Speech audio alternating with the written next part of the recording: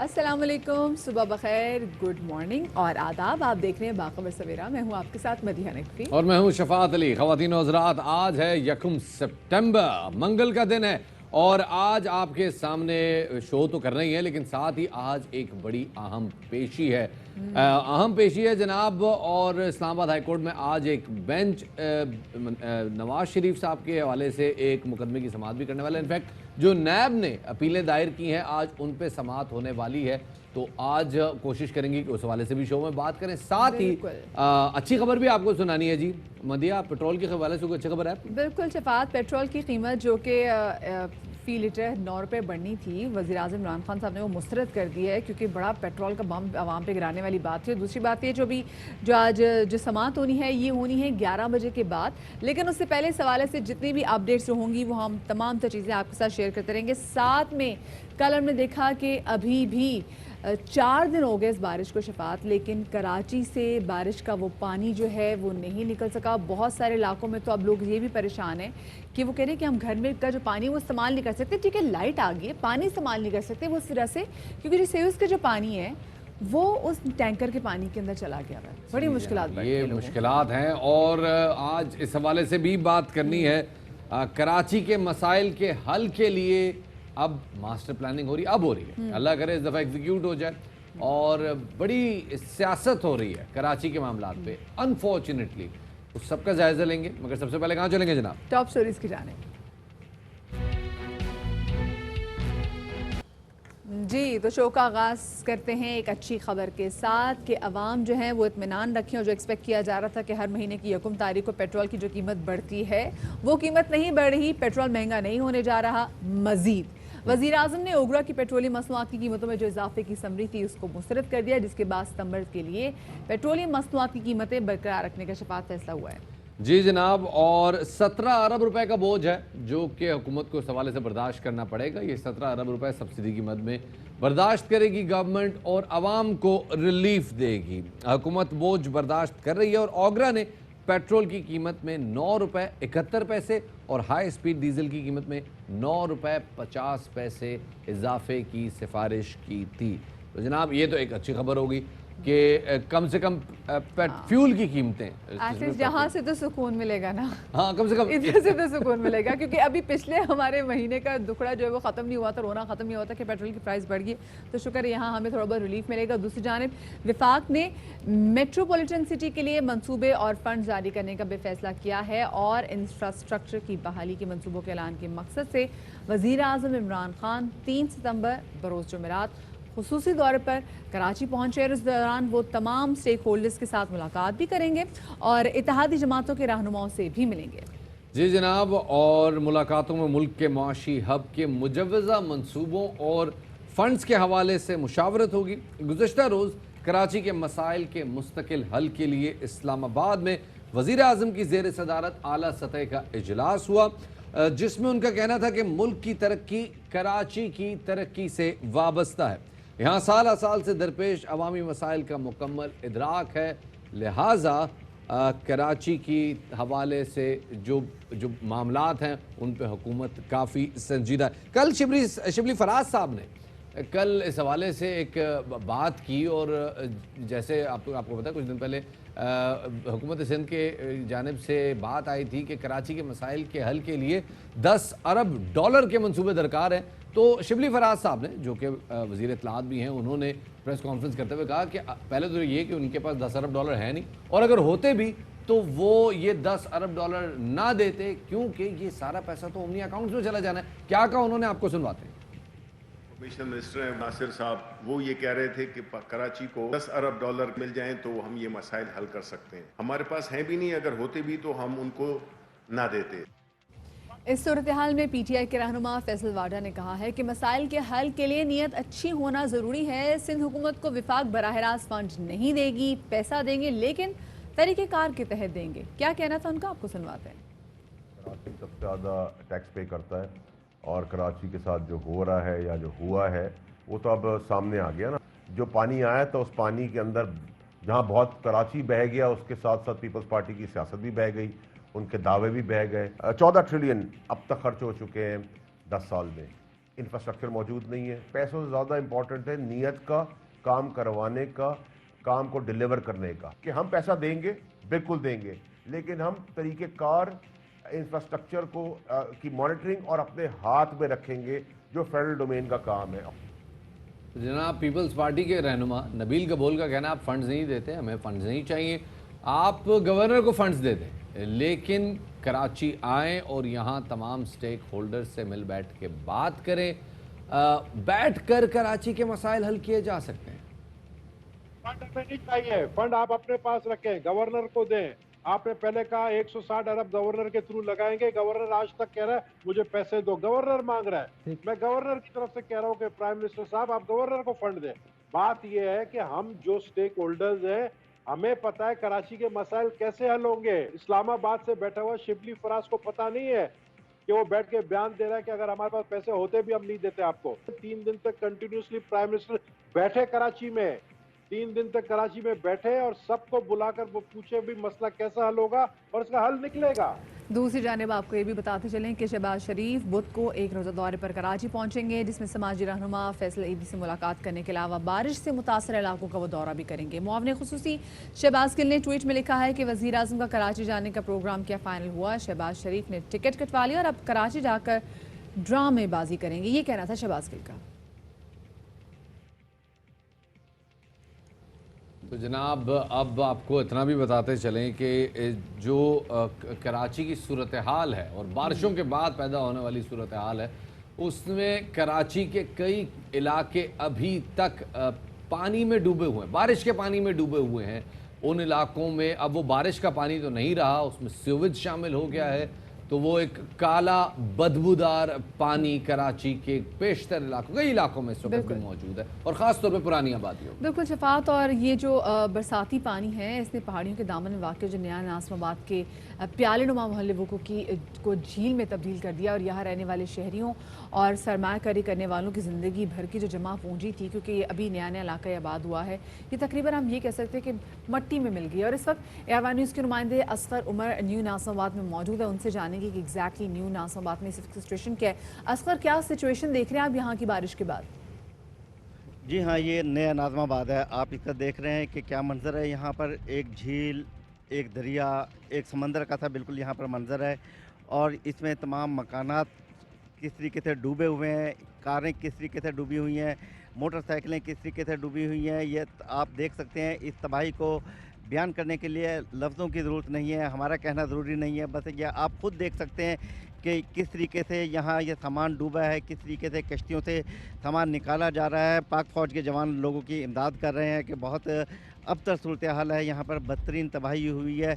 पानी पहाड़ों से बहता हुआ यहाँ आया और इस तरह जमा हो गया है कि लोगों को अपने आप को बचा कर निकलना पड़ा है, और तमाम ज़िंदगी की जमा जो पूंजी थी वो यहाँ पर बर्बाद और डूब कर रह गई है। अभी इस वक्त पूरे कराची डूबा हुआ है, बट डिफेंस और PCHS सारी सोसाइटी डूबी हुई है, और कौन सी जगह है मुझे बता दें आप जो नहीं डूबी हुई है।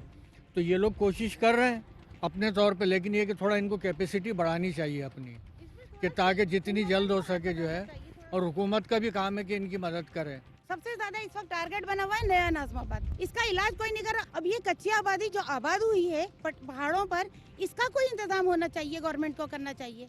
उसको कैसे पानी बिजली पहुंच जाता है, गैस पहुंच जाती है पहाड़ों पे।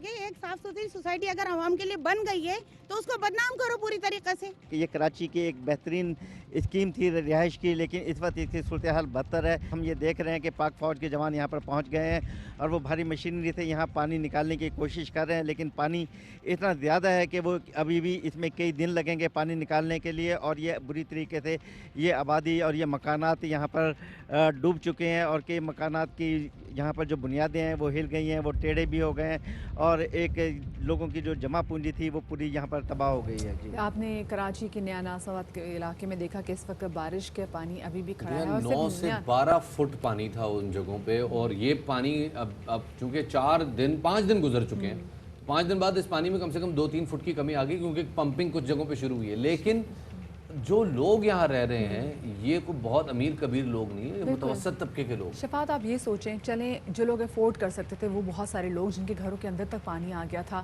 وہ کسی گیسٹ ہاؤس میں چلے گئے، وہ ہوٹل چلے گئے، کسی رشتے دار کے گھر چلے گئے، لیکن جن کا ایسا کوئی پیارا ہوتا جن کے تمام تر پیاروں کے گھر ایسے پانی میں ڈوبے ہوئے، آپ یہ سوچیں انہوں نے 3-3 4-4 فٹ کے پانی میں رات گزاری کیسے ہوگی، کتنی مشکل کی ان کی گھڑی ہوگی۔ اور یہ تمام تر سچویشن جو ہے نا یہ کسی کراچی کے ایک علاقے میں دیکھنے میں نہیں آئی۔ جو کراچی کے جو پوش علاقے ہیں وہاں کے رہائشی بھی اس بارش کے پانی کی وجہ سے تنگ آ گئے ہیں، اور انتظامیہ کی کارکردگی پر جو کراچی کا امیر ترین طبقہ ہے وہ بھی سڑکوں پر نکلا ہے۔ ڈیفنس کلفٹن کے رہائشیوں نے CBC کے دفتر پہ کل احتجاج کیا، اور جہاں پر رہائشیوں کا کہنا تھا کہ وہ لاکھوں روپے بل لینے کے باوجود CBC سے پانی نکالنے کے انہوں نے پیسے مانگے۔ ساتھ میں مذاکرات کے بعد شہریوں نے وہاں پر، کیونکہ شفاعت کافی دیر وہاں پہ احتجاج بھی لوگوں نے کیا، انہوں نے کہا کہ ہم اتنا لاکھوں روپے کی صورت میں ہم ہر سال ٹیکس دیتے ہیں لیکن اس کے باوجود ہم پانی بھی ٹینکر کر ڈلواتے ہیں، ہمیں اپنی سیکیورٹی کا بندوبست بھی خود کرنا ہے، سڑک کے بھی پیسے دیے جاتے ہیں، لیکن جو مشکلات ہیں آپ کے سامنے ہیں لوگوں کی کیا ہے وہاں جی جناب، اور شہریوں نے جو احتجاج کیا انہوں نے مطالبات کی فہرست بھی رکھی، جس کے بعد اب کچھ ارینجمنٹ ہوا ہے، لیکن بہرحال یہ بڑا سرپرائزنگ تھا کہ ریزیڈنشل گھروں سے پانی نکالنے کے الگ پیسے مانگے جا رہے تھے، کمرشل سے الگ پیسے جا رہے تھے۔ اس حوالے سے ہم نے ایک رپورٹ تیار کیا، آپ کے ساتھ شیئر کرتے ہیں۔ اسی حوالے سے بات کرنے کے لیے ہمارے ساتھ موجود ہیں جناب جنید اکرم صاحب، انہیں شامل گفتگو کرتے ہیں، معروف یوٹیوبر ہیں، کراچی کے حوالے سے بات کرتے ہیں۔ جنید بہت شکریہ ہمیں وقت دینے کے لیے۔ جنید آپ نے بھی آپ اس مظاہرے میں شریک تھے، اوورآل آپ کا کیا پرسیپشن ہے، کیا لگتا ہے آپ کو کہ اصل اس صورتحال کا ذمہ دار اصل میں کون ہے؟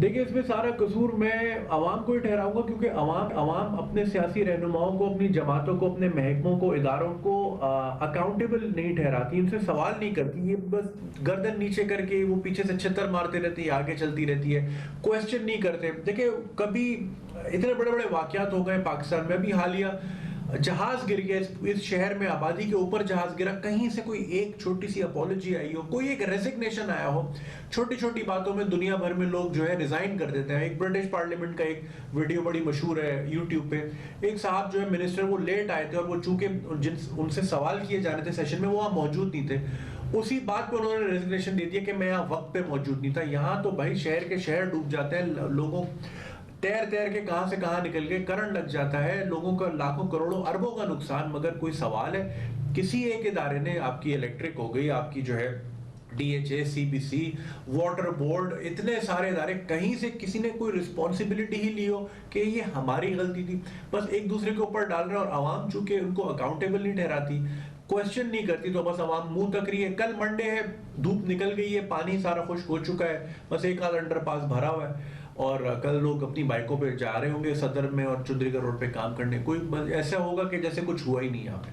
جنید یہ بتائیں، آپ سمجھتے ہیں کہ یہ جو تمام جو صورتحال پیدا ہوئی ہے یہ ٹھیک کیسے ہوگی، اور ایسا کیا کچھ کرنا چاہیے کہ خدا نہ خواستہ جب اگلے سال بھی اگر ایسی بارشیں ہوتی ہیں تو جو اس سال ہوا وہ اگلے سال نہ ہو؟ دیکھیں اگلے سال بھی کہنا نہیں چاہیے، لیکن آپ کو ریپیٹ پرفارمنس ہی دکھے گی، یہاں پہ کوئی ایسی اوور ہولنگ نہیں ہوگی، کیونکہ دیکھیں تو آدھے کراچی کو باہر نکال کے صحیح کرنا پڑے گا، تب جا کے چیزیں سیدھی ہوں گی۔ وہ تو خیر ایک بہت مہنگا اور بہت ہی مشکل، ناممکن نہیں لیکن ایک بہت مشکل مرحلہ ہے۔ لیکن یہ تو بات کی بات ہے، پہلی بات تو یہ کہ لوگ اپنا سوشل کانٹریکٹ اس شہر کے ساتھ رکھنا چاہتے ہیں کہ نہیں، یا بس وہ ایک ہانکتے ہیں کہ جی ہم تو ٹیکس بھرتے ہیں، اب ہم اور کیا کر سکتے ہیں، ان کا کام ہے۔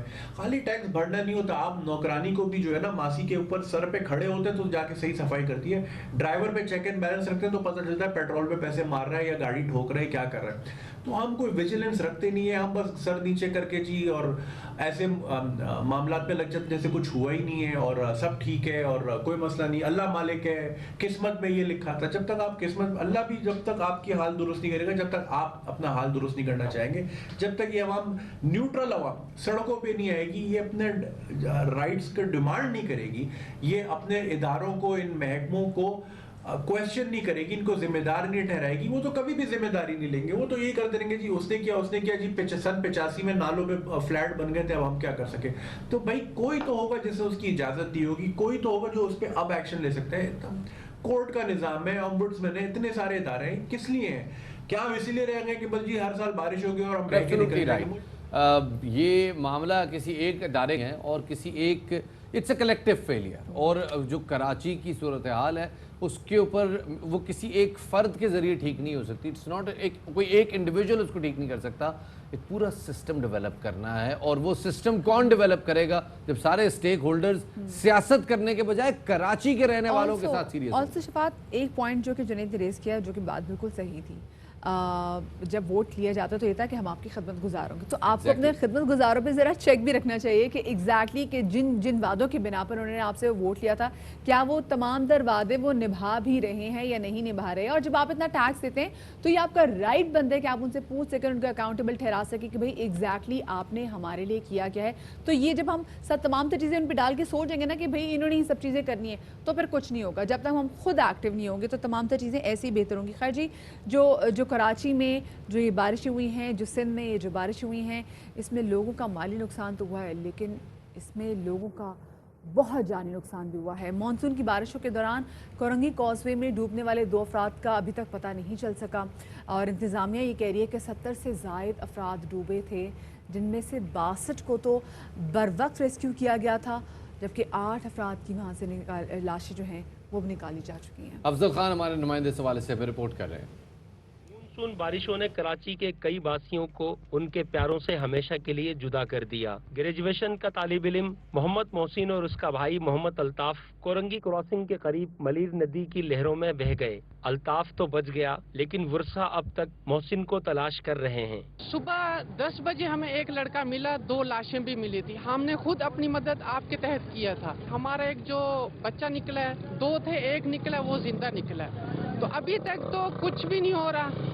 یہ ہے کہ ابھی ایسے لاوارسوں کی طرح ہم لوگ بیٹھے ہیں، کوئی بھی نہیں آ رہا ہے. جیل روڈ کا رہائشی وسیم اور اس کی والدہ صابرہ کا کورنگی کازوے پر سفر موت کا سفر ثابت ہوا. صابرہ خاتون کی لاش ابراہیم حیدری سے ملی لیکن وسیم کا کچھ پتہ نہیں. جو بچ کے نکلے انہوں نے بتایا کہ ہاں ادھر ہی گئے. میں نے تصویریں دکھائی ان کو، انہوں نے بولا ہاں یہ اندر ہی. تو 5 دن ڈھونڈنے کے بعد والدہ کی باڈی ملی ہے. اور والدہ کی باڈی کو تو تسلیم کر دیا ہے، مگر ابھی بھائی کا پتہ نہیں ہے کچھ بھی. کل آئے تھے تو کل بائک بھی نکال لی ہے، مگر یہاں سب کچھ اپنی مدد آپ ہو رہا ہے. پیر کے روز کورنگی کراسنگ کو ٹریفک کے لیے کھول دیا گیا، جہاں کازوے میں ڈوبنے والے بعض افراد کی موٹر سائیکلیں ملی ہیں. کیمرامین ندیم کے ساتھ افضل خان، ARY نیوز کراچی. یہ صورتحال ہے جناب کراچی کی، اور کورنگی کازوے میں سیلابی ریلا جب اس وقت آیا تو ایک بہت طویل کازوے ہے یہ، اور اس میں کافی ٹریفک اس وقت موجود تھا. جب یہ سیلابی ریلا آیا کئی گاڑیاں اس وقت بہہ گئیں، اور یہ کازوے صرف ایک جگہ پہ نہیں ہے، اس کے 2-3 اینڈز ہیں، اور ابھی تک کئی افراد لاپتہ ہیں، اور کئی جگہوں پہ اب بھی لاشیں مل رہی ہیں لیکن ان کے ورثاء کا پتہ نہیں چل رہا. بالکل شفاعت، اب کہیں ایسا ہے کہ کہیں کسی کا بھائی لاپتہ ہے، کہیں کسی کا بیٹا لاپتہ ہے، کوئی اپنی والدہ کی تلاش میں روتا پھر رہا ہے. اور کراچی میں یہ جو حالیہ بارشیں تھیں اس کے بعد کورنگی کازوے پر سیلابی ریلے میں لاپتہ افراد کا 7 دن بعد بھی اب تک کچھ پتہ نہیں چل سکا. اہل خانہ اپنے پیاروں کو ڈھونڈنے کی کوشش میں ابھی بھی لگے ہوئے ہیں، اور وہ یہ کہہ رہے ہیں کہ سندھ حکومت ان کی مدد نہیں کر رہی. وہ جو کچھ کر رہے ہیں اپنی مدد آپ کے تحت ہی کر رہے ہیں. ان لوگوں کا کیا کہنا ہے آپ کو سنواتے ہیں. میں ڈھونڈ رہا ہوں، آج 7واں دن ہے. 5 دن بعد میری والدہ کی باڈی ملی. کل اس کی بائک نکالی بھائی کی میں نے اپنے، مگر یہ کوئی نہیں آ رہا ہماری مدد کو. ان گورنمنٹ پتہ نہیں کہاں کر رہا کوئی ہے. خدا رہا اپنی سیاست ختم کر دو، انسانیت کے ناطے آ جاؤ. میں 7 دن ہو گئے ادھر بیٹھی ہوں، رات دن بارش میں ہوا میں ادھر بیٹھی ہوں کنارے کی ندی میں. مجھے مل جائے میرا بیٹا. میری امی نا بدھ والے دن سے لاپتہ ہوئی ہوئی ہیں. وہ کام پہ گئی تھیں اور وہ گھر نہیں لوٹی. تیز بارشیں تھیں اور ان کا موبائل بھی بند جا رہا ہے. ہم نے ہر جگہ ڈھونڈا نہیں مل رہی. بیٹا جو محسن ہے 13ویں جماعت کا طالب علم ہے، ڈھونڈ کے ہم تھک گئے ہیں. ہماری ہمت جواب دے رہی ہے. کوئی مدد کو نہیں آیا، کوئی حکومت نام کی چیز نہیں ہے. سندھ حکومت سے کوئی پوچھے تمہارے اپنے مر جائیں کیا تم ایسے لاوارث چھوڑ دو گے؟ یہ صورتحال ہے کراچی میں، اور ابھی تک کچھ پتہ نہیں چل پا رہا. بہت سارے لوگ جو لاپتہ ہوئے تھے اس سیلابی ریلے میں، ان کا ابھی تک پتہ نہیں چل پا رہا. یہ سیلابی ریلا ایک انسرٹن تھا، فلیش فلڈ تھا. بہت سارے لوگوں کو اندازہ نہیں تھا کہ یہ اس قدر تیزی سے آئے گا. لیکن ابھی تک مجھے حیرت اس بات کی ہے کہ اس شہر میں کوئی رفائی ادارے اگر نہ ہوتے تو اس شہر کو کون چلاتا. کون ان لوگوں کے لاشوں کو ڈھونڈ رہا ہوتا, کون ان کو سرد خانوں میں رکھ رہا ہوتا, کیونکہ سرکاری طور پہ تو یہاں پہ ایک فیسلٹی بھی نہیں ہے. جو لوگ لاپتہ ہو رہے ہیں ان سے کوئی رابطہ نہیں, ان کے اہل خانہ سے کوئی رابطہ نہیں کر رہا, ان کو سرکاری طور پر ڈھونڈا نہیں جا رہا. رابطہ ہو بھی تو کیسے ہو, ہم نے دیکھا کہ کتنی مشکل میں ہم خود پھنسے رہے ہیں, اور ہمارا جو اپنا نیٹ ورک ہے وہ کام نہیں کر رہا تھا, اور اتنی مشکلات تھی کہ لوگ پریشان تھے کہ کس طریقے سے اگر کوئی مدد کو پکارنا بھی ہوگا تو کیسے پکاریں گے. نہ نیٹ ورک ہے نہ لائٹ ہے, کوئی تقریباً 4 دن لوگوں کے گھر لائٹ نہیں رہی, اور لوگوں نے تمام تر ٹائم کس کرب اور اذیت میں گزارا ہے یہ ہم ایگزیکٹلی بیان نہیں کر سکتے. کل ہماری فیصل قریشی معروف ایکٹر, ان سے بات ہو رہی تھی, اور چھٹا دن ہے ان کے گھر میں بغیر بجلی. اور یہ لوگ جنریٹر چلا رہے ہیں, لوگوں کے جو جنریٹرز ہیں یہ بھی لٹرلی فارغ جو ہیں وہ ہو چکے ہیں, کیونکہ آپ کتنی دیر جنریٹر چلا لیں گے مستقل, اور اگر آپ کا جنریٹر میں پیٹرول ختم بھی ہو گیا تو وہ پیٹرول لینے کیسے جانا ہے بھائی, وہ سامنے پورا دریا ہے جس کو آپ کو کراس کر کے جانا ہے. خیر جی, اس بدترین لوڈ شیڈنگ پر نیپرا نے ایکشن لیا ہے, اور نیپرا نے کے الیکٹرک پر 20 کروڑ کا جرمانہ عائد کر دیا ہے. نیپرا کا یہ کہنا ہے کہ کے الیکٹرک نے کراچی میں لوڈ شیڈنگ کی حد نہیں چھوڑی تھی. کے الیکٹرک پر جرمانہ جون جولائی میں لوڈ شیڈنگ پر عائد کیا گیا. جولائی میں لوڈ شیڈنگ میں جو کی ہے کے الیکٹرک نے, اس حوالے سے اب نیپرا نے ان پہ جرمانہ بھی عائد کر دی. 20 کروڑ روپے کا جرمانہ, بہت بڑی رقم ہے. اور جو بھی ہدایات جاری کی گئی تھی اکارڈنگ ٹو نیپرا ان کی وائلیشن کی گئی ہے, قوانین کی خلاف ورزی کی گئی ہے, اور کے الیکٹرک لائسنس کے شرائط و ضوابط پورے کرنے میں ناکام رہا ہے, ایسا کہنا ہے نیپرا کا. کام خبر کرتے چلیں اسلام آباد سے, جہاں سے خبر آئی ہے کہ مریم نواز عدالت میں پیشی کے لیے مری سے روانہ ہو چکی ہیں. آپ کو ایک بار پھر بتاتے چلیں کہ مریم نواز اسلام آباد ہائی کورٹ میں پیشی کے لیے مری سے اپنی رہائش گاہ سے روانہ ہو چکی ہیں. اور اسی حوالے سے مزید تفصیلات جانیں گے, ہمارے نمائندے ذوالقرنین ہمارے ساتھ موجود ہیں. ذوالقرنین, کیا تفصیلات ہیں اس حوالے سے, کب روانہ ہوئی, کب پہنچیں گی؟ جی بالکل, آپ سے تھوڑی دیر پہلے ہی مریم نواز اسلام آباد ہائی کورٹ کے لیے پیش ہونے کے لیے مری سے روانہ ہوئی ہیں, اور بتایا یہ گیا ہے مقدمین کی جانب سے کہ 11 بجے تک انہوں نے اسلام آباد ہائی کورٹ میں پیش ہونا ہے. کیپٹن سمبت ہے وہ بھی ان کے ہمراہ ہیں, وہ گاڑی ڈرائیو کر رہے ہیں. یہاں پر جب باراکو پہنچیں گے تو یہاں پر جو مقامی قیادت ہے نون لیگ کی, جن میں آپ کہیں کہ طارق فضل چودھری ہیں, وہ بھی یہاں پر موجود ہوں گے, اور اس بات کا بھی امکان ظاہر کیا جا رہا ہے کہ وہ یہاں پر تھوڑی دیر کے لیے خطاب بھی کریں گی, اور اس کے بعد وہ روانہ ہو جائیں گی اسلام آباد ہائی کورٹ, جہاں پر الرضیہ ریفرنٹ کیس کی سماعت ہونی ہے, اس میں وہ خود پیش ہوں گی. بہرحال یہاں پہ ہم اس وقت باراکو میں موجود ہیں. ابھی آپ کہہ سکتے ہیں کہ 1 درجن سے زائد جو نون لیگ کے کارکنان ہیں وہ یہاں پر پہنچ چکے ہیں, اور انتظار کیا جا رہا ہے کہ کب مریم نواز یہاں پر پہنچے. اس کے علاوہ جو سیکورٹی کے انتظامات ہیں وہ بھی سخت کیے گئے ہیں, گورنمنٹ پلان جو ہے وہ بنایا گیا ہے. لوگوں کو کہا جا رہا ہے کہ وہ اس ذوالقرنین, آپ 1 درجن آپ نے بتایا کارکنان موجود ہیں باراکو میں؟ یہ 1 درجن سے زائد کارکنان جو ہیں. تو پھر وہ خطاب کہاں پہ ہونا ہے, وہ مری میں ہونا ہے یا باراکو میں ہونا ہے, کہاں پہ ہونا ہے؟ یہ باراکو میں احساس چوک ہے, یہاں پر خطاب ہونا ہے, اور انتظار کیا جا رہا ہے کہ وہ بھی پہنچے, اور مزید جو کارکنان ہیں ان کو بھی بلایا جا رہا ہے کہ وہ یہاں پر پہنچ جائیں, تاکہ جب مریم نواز یہاں پہ پہنچیں تو ان کا استقبال جو ہے وہ اچھے طریقے سے کیا جائے. بہت بہت شکریہ جی ذوالقرنین حیدر, ہمارے نمائندے ہمیں تفصیلات سے آگاہ کر رہے ہیں. وقت ہو گیا ایک چھوٹے سے بریک کا, ہمارے ساتھ رہیے گا.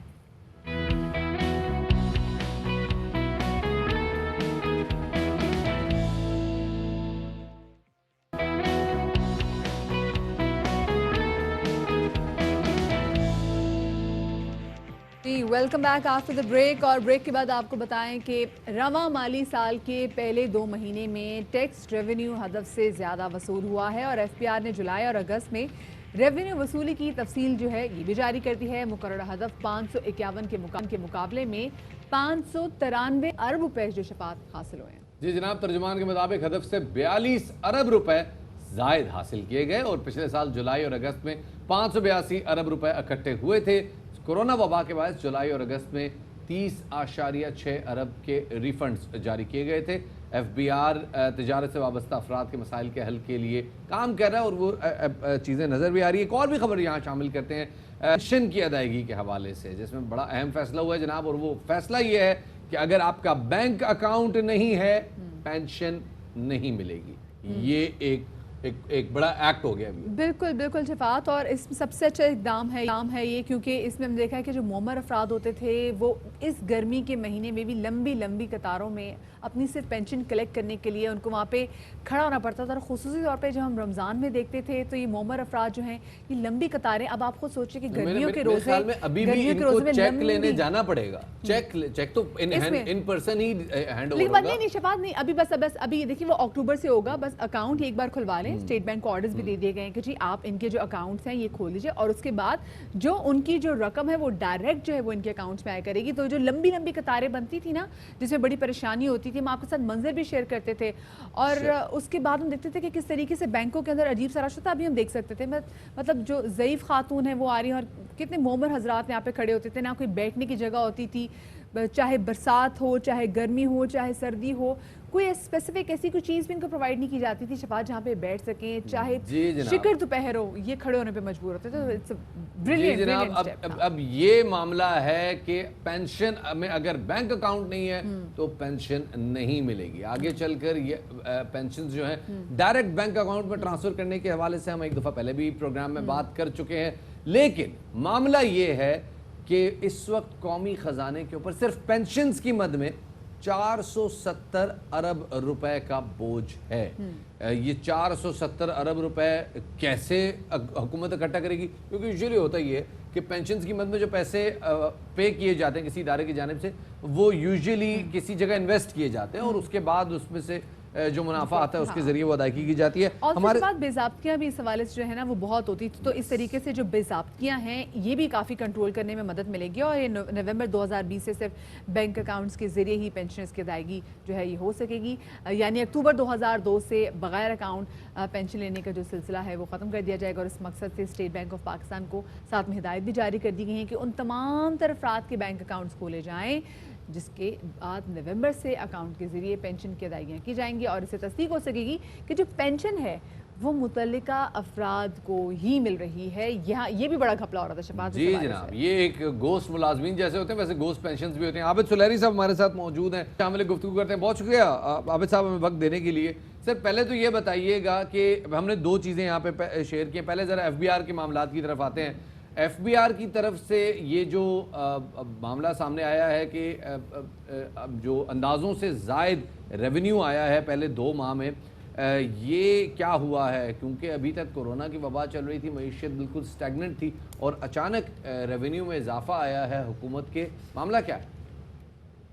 देखिए इसका मतलब यही है कि आपकी इकॉनमी जो है वो पूरी तरह से हॉट नहीं हुई थी, वो सेमी फंक्शनल थी, और कोरोना के बावजूद ये हमारी इकोनॉमी की रेजिलियंस को शो कर रहा है कि जुलाई और अगस्त के महीने की अगर आप कलेक्शन देखें तो यकीनी तौर पर वहाँ पे इकोनॉमिक एक्टिविटीज जो थी वो कुछ ना कुछ जारी थी, और उसी वजह से जो टारगेट था वो टारगेट भी बड़ा रियलिस्टिक रखा गया था। ये नहीं था कि बड़ा ओवर एम्बिशियस टारगेट था और ये था कि टैक्स पेयर की जेब से पैसे निकालने हैं। हुकूमत को इस चीज़ का एहसास था कि कोरोना है, कोरोना की वजह से इकोनॉमी में थोड़ा सा स्लो डाउन आएगा, तो एक रियलिस्टिक टारगेट जो है वो रखा गया था, और उस रियलिस्टिक टारगेट से ओवर अचीवमेंट जो है वो हमारी इकोनॉमी की रेजिलियंस भी शो कर रही है, और ये भी शो करती है कि इंशाल्लाह जिस तरीके से इस पर ट्रेंड चल रहा है कोरोना के केसेस में कमी का, अगर जिस तरीके से चलता रहा तो अगले 3 से 4 माह के बाद यकीनी तौर पे इकोनॉमी आज से बहुत बेहतर हालत में खड़ी है इंशाल्लाह। लेकिन आप साहब वाकई ये बात अभी थोड़ी समझ से बालातर है, वो इस वजह से क्योंकि बहुत सारे लोग जो हैं वो इस तमाम से जो टाइम है माह से लेकर अब तक टाइम देखा जाए, लोग बेरोज़गार भी बहुत ज़्यादा हुए हैं, जो नौकरियों पे थे उनकी सैलरी में कट्स भी काफ़ी ज़्यादा लगे हैं, बहुत सारे जो इंडस्ट्रीज़ हैं वो अभी तक उनको अपने कदमों पर वापस खड़े होने में टाइम लग रहा है। तो उन तमाम तरह सिचुएशन में अगर देखा जाए तो इतना जो टैक्स रेवेन्यू जो इकट्ठा हो गया है, ये खुश आइंद बात है या फिर अभी भी इसको समझने में टाइम लगेगा हमें? नहीं, ये यकीनी तौर पर खुश आइंद बात है, क्योंकि जो आपके बिजनेसेस हैं और जो सर्विसेज सेक्टर है, सर्विसेज सेक्टर पे जो आपका टैक्स आया है, जो आपके बिजनेसेस वो जो ट्रांजैक्शन कर रहे हैं, तो GST या सर्विसेज की मद में जो टैक्स है ये वो वाला इसमें मेजॉरिटी जो है वो कंपोनेंट है। तो अगर आप घरों में भी बैठे थे तो ऑनलाइन ट्रांजैक्शन चल रही थी, जो बिजनेसेस थे वो चल रहे थे, और उसी का जो एक पोर्शन है जो कि हुकूमत बाकी हुकूमत कलेक्ट करती है, ये आपको नजर आ रहा है। जैसा कि मैंने पहले कहा कि हमारी इकोनॉमी जो है वो रेजिलियंट इकोनॉमी है, और हमने जो एक स्मार्ट लॉकडाउन का फैसला बेशक था, ऐसा है आबिद साहब, इकोनॉमी ने रेजिलियंस शो की है और एक्सपोर्ट्स का वॉल्यूम भी बढ़ा है, ये तो हमने देखा है। अब जरा एक और मामले की तरफ आते हैं, पेंशन्स की अदायगी के हवाले से कुछ अरसे पहले हमने आर्टिकल्स भी पढ़े कि जी पाकिस्तान में एक पेंशन बॉम्ब है जो कि हुकूमत की मईशत के ऊपर एक बड़ा बर्डन है। 2021 के बाद ये भी सुनने में आ रहा था कि पेंशन्स को ख़त्म करके ग्रेजुएटी और प्रोविडेंट फंड्स की तरफ जाया जाएगा। ये जो अभी इक़दाम आया है जिसमें पेंशन सिर्फ अकाउंट होल्डर को ही मिल सकेगी, इसको कैसे देखते हैं आप? मेरा ख्याल है इसको यूं कह लें कि हर पेंशन लेने वाले का अकाउंट खुल जाएगा, यानी कि ये अब बैंक्स को इस चीज़ का पाबंद किया गया है कि, और इसमें आपने एक और जो पेशरफ देखी सुनी होगी पिछले चंद महीनों में कि जो पोस्ट ऑफिस हैं अब वो भी अपने बैंक जो हैं वो सेविंग अकाउंट्स तो वहाँ पे खुलते ही थे, लेकिन वो भी अब प्रॉपर बैंक की शक्ल में आ रहे होंगे। तो अब वो तमाम पेंशनर हजरात और ख्वातीन हजरात जिनको पेंशन मिलती थी उनके लिए बैंक अकाउंट हुकूमत खुद बंदोबस्त करेगी कि उनके बैंक अकाउंट खुले और उनकी अदायगियाँ जो हैं वो उनके अकाउंट्स में आए और उसके बाद वो अपने ATM के जरिए या किसी भी तरीके से उसके पैसे घर बैठे वो हासिल कर सके। तो यकीनन इसमें पेंशनर इम्पैक्ट कितना होगा सर? जैसे हम गोश्त मुलाजमीन की बात करते हैं, इसी तरह गोश्त पेंशन होल्डर्स भी होंगे, तो आपको क्या लगता है कितना इम्पैक्ट होगा इसका कौमी खजाने पर? देखिए, एक तो यकीनी तो जो आपके गोस्ट पेंशनर हैं, एक तो वो आइडेंटिफाई हो जाएंगे। दूसरा, जब आप इनके बैंक अकाउंट खुलवाएंगे तो वहाँ पे पैसे इनके अकाउंट्स में पड़े होंगे, इनके लिए महफूज होंगे। जो आपने वजह फरमाया कि कतारों में जाके जो लेना है उससे ये बचे होंगे। और सबसे बड़ा इम्पैक्ट जो है कि आपकी एक अपनी एम्पावरमेंट है, और एम्पावरमेंट ये है कि आपके पास अपना एक ATM कार्ड है या चेक बुक है, आप अपने पैसे जो हैं वो मंगवा सकते हैं, वो निकलवा सकते हैं। और इस वक्त उनको जो एक असल चीज़ डिग्निटी है, यानी अगर आप मुअम्मर ख्वातीन और हज़रात को देखें तो उनको एक डिग्निफाइड तरीके से उनका जो एक हक है, उन्होंने एक अपनी प्रोडक्टिव एज में इस मुल्क के लिए जो खिदमत सर अंजाम दी, अब जो उनको उनकी कंपनसेशन मिल रही है तो डिग्निफाइड तरीके से मिले, बजाय इसके कि उनको कतारों में खड़ा होकर उसको असल ये बड़ा बाइज़्ज़त तरीका होगा कि उनको जो है एक तो जिनकी पेंशन है वो बर वक्त मिल जाएगी और उनको उनकी पेंशन बगैर किसी टेंशन की मिल जाएगी। बहुत शुक्रिया जी, साहब हमारे साथ मौजूद थे। ये बड़ा ज़बरदस्त शफाफ स्टेप है, स्पेशली जैसे आपने बात भी की कि बहुत सारे ऐसे जो घोस्ट हम देखते हैं ना पेंशनर्स जो आ जाते थे, एटलीस्ट वो सिस्टम से वाइप आउट हो जाएंगे, क्योंकि एक दफ़ा जब तमाम चीज़ें रजिस्टर हो जाएंगी ना, ऑन पेपर्स आ जाएंगी तो कहना नहीं चाहिए, लेकिन एक महकमे में 15-15 हज़ार गोश्त मुलाजमीन की स्टोरीज छप चुकी हैं। कंफर्म हुई है नहीं हुई ये तो खैर बात की बात है, लेकिन बहुत बड़ी तादाद है ये। और इन मुलाजमीन की पेंशन्स की मद में जो कौमी ख़जाने को बचत होगी वो एक बड़ा बेनिफिट है। आगे बढ़ते हैं जनाब, और अब आप देख रहे हैं कि आज जैसे पूरे मुल्क में बारिशें हो रही हैं, सिवाय कराची के अंदरून सिंध में बारिशें हो रही हैं, पूरे पंजाब में बारिश हो रही है, खैबर पख्तूनख्वा के इलाकों में ख़ास तौर पे सवात में, दीर में बड़ी तेज़ बारिशें हो रही हैं। तो अब जो अंदरून सिंध के काश्तकार हैं वो इस हवाले से बात कर रहे हैं कि जी चूँकि जो सिंध में बारिशें हुई हैं ख़ास तौर पे वो तो एक तो अंदाजे से बहुत ज़्यादा हुई हैं, हिस्ट्री की सबसे किसानों की जो फसलें तबाह हुई हैं अब उनको रिलीफ दिया जाए। बिल्कुल शफात है, और जो फसलें तबाह हुई हैं हम आपको उस हवाले से भी बताते चलें कि कपास, टमाटर, मिर्च और दीगर नकतावर फसलें जो हैं वो मुकम्मल तौर पर इन बारिशों की वजह से तबाह हुई हैं, जबकि चावल, गन्ने और बागात को भी इन बारिशों की वजह से शदीद नुकसान पहुँचा। और इस सिलसिले में सिंध हुकूमत ने विभाग से मदद भी मांग ली है और शदीद बारिशों की वजह से फसलों और खेतों को पहुँचने वाले नुकसानात के सबब विभाग से किसानों की ज़राई कर्ज़जात और टैक्स माफ़ करने का मुतालबा भी किया गया है। वज़ीर ज़राअत सिंध इस्माइल राहू ने ये मुतालबा किया है कि वज़ीर आज़म सिंध में हालिया बारिशों से मुतासरा अजला के किसानों के ज़रई कर्ज़े और टैक्स की मुआफ़ी का ऐलान करें और ज़र तरक्याती बैंक और जो दीगर कमर्शल बैंक्स हैं उनके रवां साल के तमाम ज़रई कर्ज़जात मुआफ़ और जो पुराने ज़रई कर्ज़ों की वसूली में 1 साल की एटलीस्ट छूट दी जाए। और इसके साथ काश्तकारों को बग़ैर सूद और आसान शराइत पर नए कर्ज़ भी दिए जाएंगे। और इसी हवाले से मज़ीद बात करने के लिए हमारे साथ हैं सूबाई वज़ीर ज़राअत इस्माइल राहू साहब, उनको शामिल गुफ्तगू करेंगे। इस्माइल साहब बहुत शुक्रिया आपका, आपने वक्त दिया। ये कहेगा कि सिंध के कौन कौन से अजला हैं जिनमें सैलाब की वजह से जो ज़रई अराज़ी है उसको सबसे ज़्यादा नुकसान पहुँचा है? इस वक्त तकरीबन तमाम सिंध को नुकसान पहुँचा है और तमाम फसलों को नुकसान पहुँचा है। खास तौर पर कपास की फसल को सबसे ज़्यादा नुकसान पहुंचा है। जो हमारे मेन डिस्ट्रिक्ट हैं सांगड़, सैदपुर, मीरपुर खास, कंडोला या इन अजला में या बदीन वगैरह तमाम अजला में जो कपास का फसल है वो ख़त्म हो चुका है, मिर्ची का फसल ख़त्म हो चुका है, टमाटर का फसल ख़त्म हो चुका है, बागात को बहुत नुकसान पहुंचा है, गन्ने और चावल की फसल को भी काफ़ी इलाकों में नुकसान पहुंचा है। तो काश्तकार पहले ही बहुत परेशान था। इस्माइल साहब ये बताइए कि नुकसान कितना हुआ है, कोई तखमीना अभी तक सामने आया है? कल हमारे सक्खर के ब्यूरो चीफ हमारे साथ मौजूद थे, उनसे भी हमारा यही सवाल था कि नुकसान का तखमीना अभी तक कोई लगाया गया है, कोई एक्टिविटी हुई है? उनको कहना था जी अभी तक तो इदारे पहुंचे ही नहीं है, अभी तक तो लोगों की मदद नहीं हो सकी। तो ये कैसे आपने डिसाइड कर लिया कि इतना नुकसान हो चुका होगा और उसकी वजह से उनको अब ज़रूरी टैक्स और कर्जाजात की मद में छूट बनती है? जो ये रिलीफ एफर्ट्स जो हैं उसमें लगे हुए हैं कि हम जहाँ कोई गांव हैं, शहर हैं या लोग जो रेस्क्यू करने हैं हम उसमें मसरूफ़ हैं। हमारी तमाम गवर्नमेंट के जो तमाम इदारे हैं, डिपार्टमेंट से हैं और हमारे जो है इदारे उसी में हैं। तो हम जैसे इससे फारिग होंगे तो हम पूरी असेसमेंट करेंगे।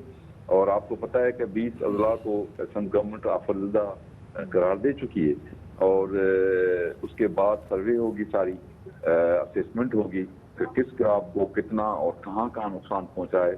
उसके हवाले से हम दूसरे इक़दाम भी फैसले करेंगे, गवर्नमेंट फैसले करेंगे। अच्छा इस्माइल साहब ये बताइए कि ज़राई तरक्याती बैंक और दीगर कमर्शियल बैंकों से कर्जों में छूट या मजीद बिलासूद आसान कर्जों के हवाले से कोई बात हुई है? वफाकी हुकूमत से इस हवाले से कोई रब्ता हुआ है आपका? पिछले 2 साल से जितनी महंगाई हुई है तो इस महंगाई के तूफान की वजह से ज़रूरी अद्वियात के जो नर्ख हैं वो दुगने हो चुके हैं, खाद की कीमतें बहुत ज़्यादा बढ़ चुकी हैं, डीजल जो बढ़ा है उसका सीधा सबसे ज़्यादा असर हमारी ज़राइत पे हुआ है। और दीगर जो इनपुट्स हैं, लागत है, वो अब फसलों की लागत बहुत ज़्यादा हो चुकी है। तो आबादगार काश्तकार पहले ही बहुत सारे दबाव में है, प्रेशर में है और फिर ऊपर से आपको पता है कि ये मुसलसल आफात हैं। ज़राइत से जो वाबस्ता लोग हैं वो 90% अपनी लागत जो होती है खाद, बीज, अद्वियात और डीजल वगैरह सब जो है वो लोन्स पे लेते हैं। कुछ प्राइवेट, ज़्यादातर लोग प्राइवेट लोगों से लोन लेते हैं, काफ़ी जो हैं वो बैंक से, ज़रूरी तरक्याती बैंक से और कमर्शियल बैंक से लेते हैं। तो हमारी कोशिश होगी कि वफाकी हुकूमत इस पे गौर करे और जो 2020 के ज़रूरी लोन्स हैं, कर्जाजात हैं, वो चाहे 2020 के ज़रूरी लोन्स के ऊपर वफाकी हुकूमत को गौर करने की ज़रूरत है। बहुत शुक्रिया जी साहब, वज़ीर ज़राअत सिंध हमारे साथ मौजूद थे। वक्त हो गया एक छोटे से ब्रेक का, हमारे साथ रहिएगा।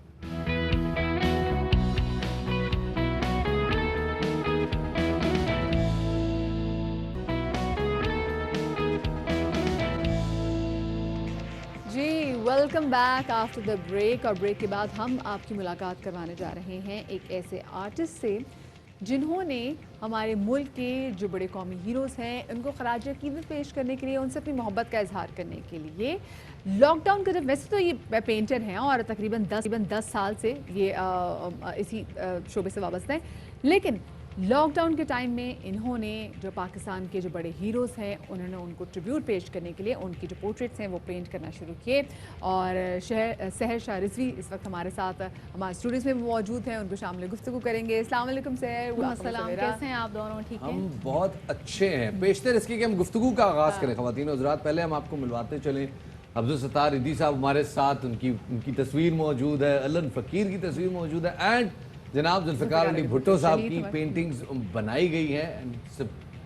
बड़ा मैं ये कहूँगा कि मैं कुछ आर्ट पे इतना ज़्यादा समझता नहीं हूँ, मैं इतनी ज़्यादा उसकी मुझे मालूमात नहीं है इसकी, बट एक दिल से खुशी होती है जिस तरह से ये रंग फ्यूज़ हैं इन अफराद की तस्वीर में, वो इनके नज़रियात से बड़े करीब हैं। जैसे अलन फ़कीर साहब की तस्वीर के पीछे हम देख रहे हैं कि जिस तरह से रंग आ रहे हैं, ये वही रंग है जो कि उनकी आवाज़ में भी स्पेसिफिकली शफात, अभी तो हम जो यहाँ पे देख रहे हैं, चाहे वो जुल्फ़िकार अली भुट्टो शहीद साहब हों, अलन फ़कीर साहब हों, चाहे हमारे एदी साहब हों, سب کے اوپر ہم دیکھ رہے ہیں کہ جی اجرک جو ہے وہ ہمیں نظر آ رہی ہے، اور اسپیشلی جو سامنے بھی میں آپ دیکھ رہی ہوں جو پورٹریٹ پڑی اس میں بھی اجرک نظر آ رہی ہے. یہ کیا کنیکشن ہے جو اسپیسیفکلی جو ہر ایک کے بہت ساتھ اجرک کے اسپیشل ساتھ؟ کنیکشن ہے، بہت زیادہ، کیونکہ اجرک ہم لوگوں کی ایک آئیڈینٹی ہے.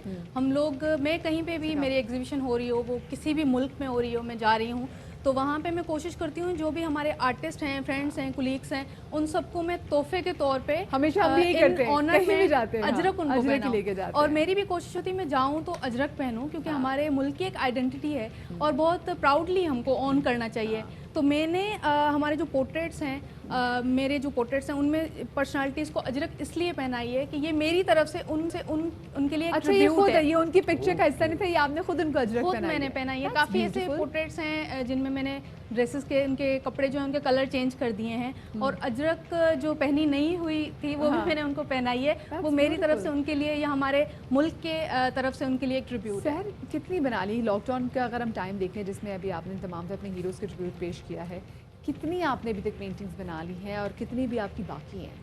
اچھا 20-22 میں نے بنائی ہیں، لیکن مجھے بنانی ہے 100 تک میرا ٹارگیٹ ہے. پھر وہ زیادہ یا کم بھی ہو سکتی ہیں، کیونکہ ہیروز تو آپ کو پتہ ہے کہ ہمارے پاس اتنے انسپریشنل پرسنالٹیز ہمارے پاس موجود ہیں کہ متاثر کرتی ہیں ہم سب کو، اور ان کو ہم نے آگے والی جنریشنز تک پہنچانا ہے.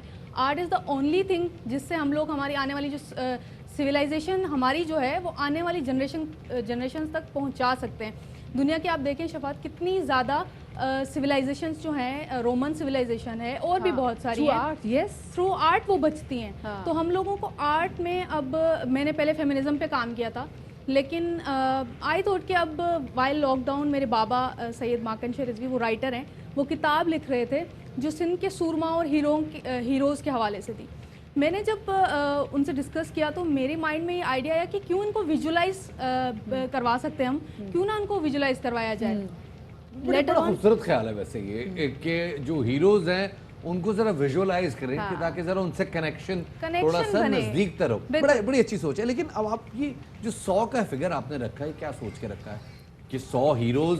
پہلی بات تو ہے ہم جب ہیروز اپنے شمار کرتے ہیں تو شاید وہ 100 کی گنتی تک پہنچ نہیں پاتے، کیونکہ نسبتاً تھوڑے سے ہم ذرا نیا کلچر ہے، ابھی اڈیپٹیبلٹی آ رہی ہے. یہ 100 کا فگر کوئی خاص ہے، اس کے پیچھے کوئی ہسٹوریکل بیک گراؤنڈ ہے؟ کوئی خاص وجہ نہیں ہے. جب میں نے اپنے بابا سے ڈسکس کیا تھا یہ آئیڈیا، اس ٹائم پہ ہیروز شفاعت آپ یقین نہیں کریں گے، میں جیسے اس پہ ریسرچ کری تھی وہ اور 100 سے کہیں زیادہ ہیں. اور کہیں زیادہ آپ دیکھیں مدیہ، ہم بچپن سے بڑے ہوئے ہیں، ہم نے کتنے سارے پرسنالٹیز ہمارے سامنے دیکھی ہیں. میرے نزدیک ہیروز ہمارے صرف وہ نہیں ہیں جو ہمارے ملک کی حفاظت کر رہے ہیں، بلکہ ہر وہ انسان ہیرو ہے جو سرو کر رہے ہیں. چاہے وہ آرٹ میں آپ سے بات کرتے کرتے سوچ رہی ہوں کہ اگر میں ملکہ ترنم نور جہاں صاحبہ کو دیکھوں گی تو ان کو آپ نے اجرک کی ساڑی پہنائی ہوگی.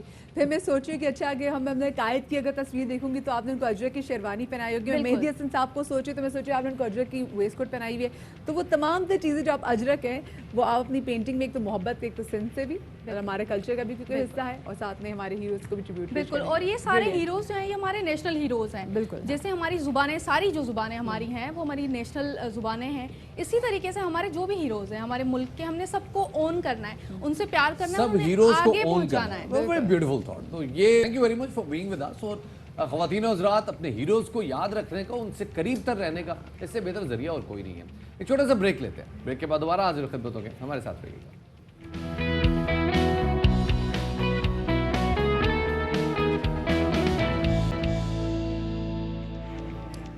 بسم اللہ الرحمن الرحیم. مرکز آئے ہو جناب، بہت شکریہ، مہربانی، آپ لوگ آئے، تشریف لائے، بیٹھے نہیں یار، چائے شائے پی کے جائے. نہیں جناب، آپ لوگوں کو باخبر سویرا کے راؤنڈ 2 میں خوش آمدید کہہ رہے ہیں.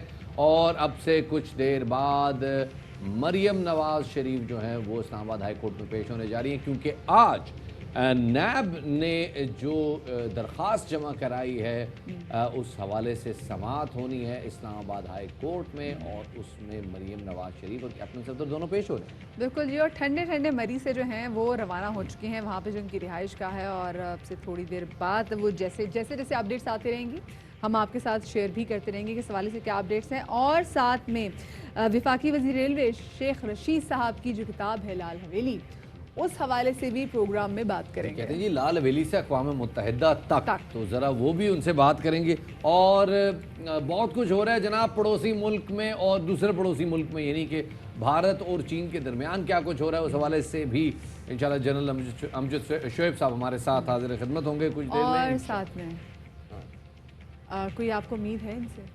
نہیں مجھے پتا آپ کس طرف جا رہی ہے. نہیں مجھے بتائیں شہباز. نہیں چلیں آپ کو بھی امید ہے یا نہیں میں آپ سے پوچھوں گی، لیکن پہلے ہم ٹاپ سٹوریز بتا دیتے ہیں اور اس کے بعد آپ کو بتائیں گے کہ ہم کن سے امید لگانے کی بات کریں. ٹاپ سٹوریز پہ نظر ڈالتے ہیں. جناب سب سے پہلے بات کرتے ہیں شیخ رشید احمد صاحب کی کتاب لال حویلی سے اقوام متحدہ تک. ہمارا جو عید شو ہوا تھا اس میں شیخ صاحب نے ذکر کیا تھا اس کتاب کا کہ جناب یہ کتاب آنے والی ہے، اور اب یہ کتاب آ گئی ہے جی. بڑے بڑے سیاسی انکشافات ہو گئے ہیں. ان کا کہنا ہے کہ طاہر القادری اور عمران خان کی لندن ملاقات میں دھرنے کے معاملات طے پا گئے تھے. بالکل جی. اور آزادی مارچ پر گجرانوالہ میں حملہ ہوا تو عمران خان نے کنٹینر سے وزیر داخلہ چودھری نثار کو فون کیا. انہوں نے لکھا کہ بے نظیر بھٹو کے قتل سے 24 گھنٹے پہلے جن شخصیات پر شک کا اظہار کیا تھا ان کے خلاف مقدمہ درج نہیں ہوا. خیر جو انہوں نے اپنی جو کتاب لکھی ہے لال حویلی سے اقوام متحدہ تک، اس میں جو تہلکہ خیز قسم کے انکشافات کے اسی حوالے سے بات کریں گے. اور ہمارے ساتھ موجود ہیں شیخ رشید صاحب خود. شیخ صاحب بہت شکریہ آپ کا کہ آپ نے ہمیں وقت دیا. شیخ صاحب یہ کہیے گا کہ آپ نے تو اپنی کتاب میں بڑی سیاسی انکشافات کے دھماکے کر دیے ہیں، اس پہ کام آپ نے کب کرنا شروع کیا تھا؟ کام تو کچھ میں نے بہت پہلے کیا ہوا تھا. اب جب بیماری سے میں اٹھا تو میرے پاس کافی ٹائم تھا اور میں بیمار زیادہ ہو گیا تھا، بہت زیادہ ہی ہو گیا تھا. اللہ نے مجھے نئی زندگی دی تو میں نے کہا اسے مکمل کر دوں.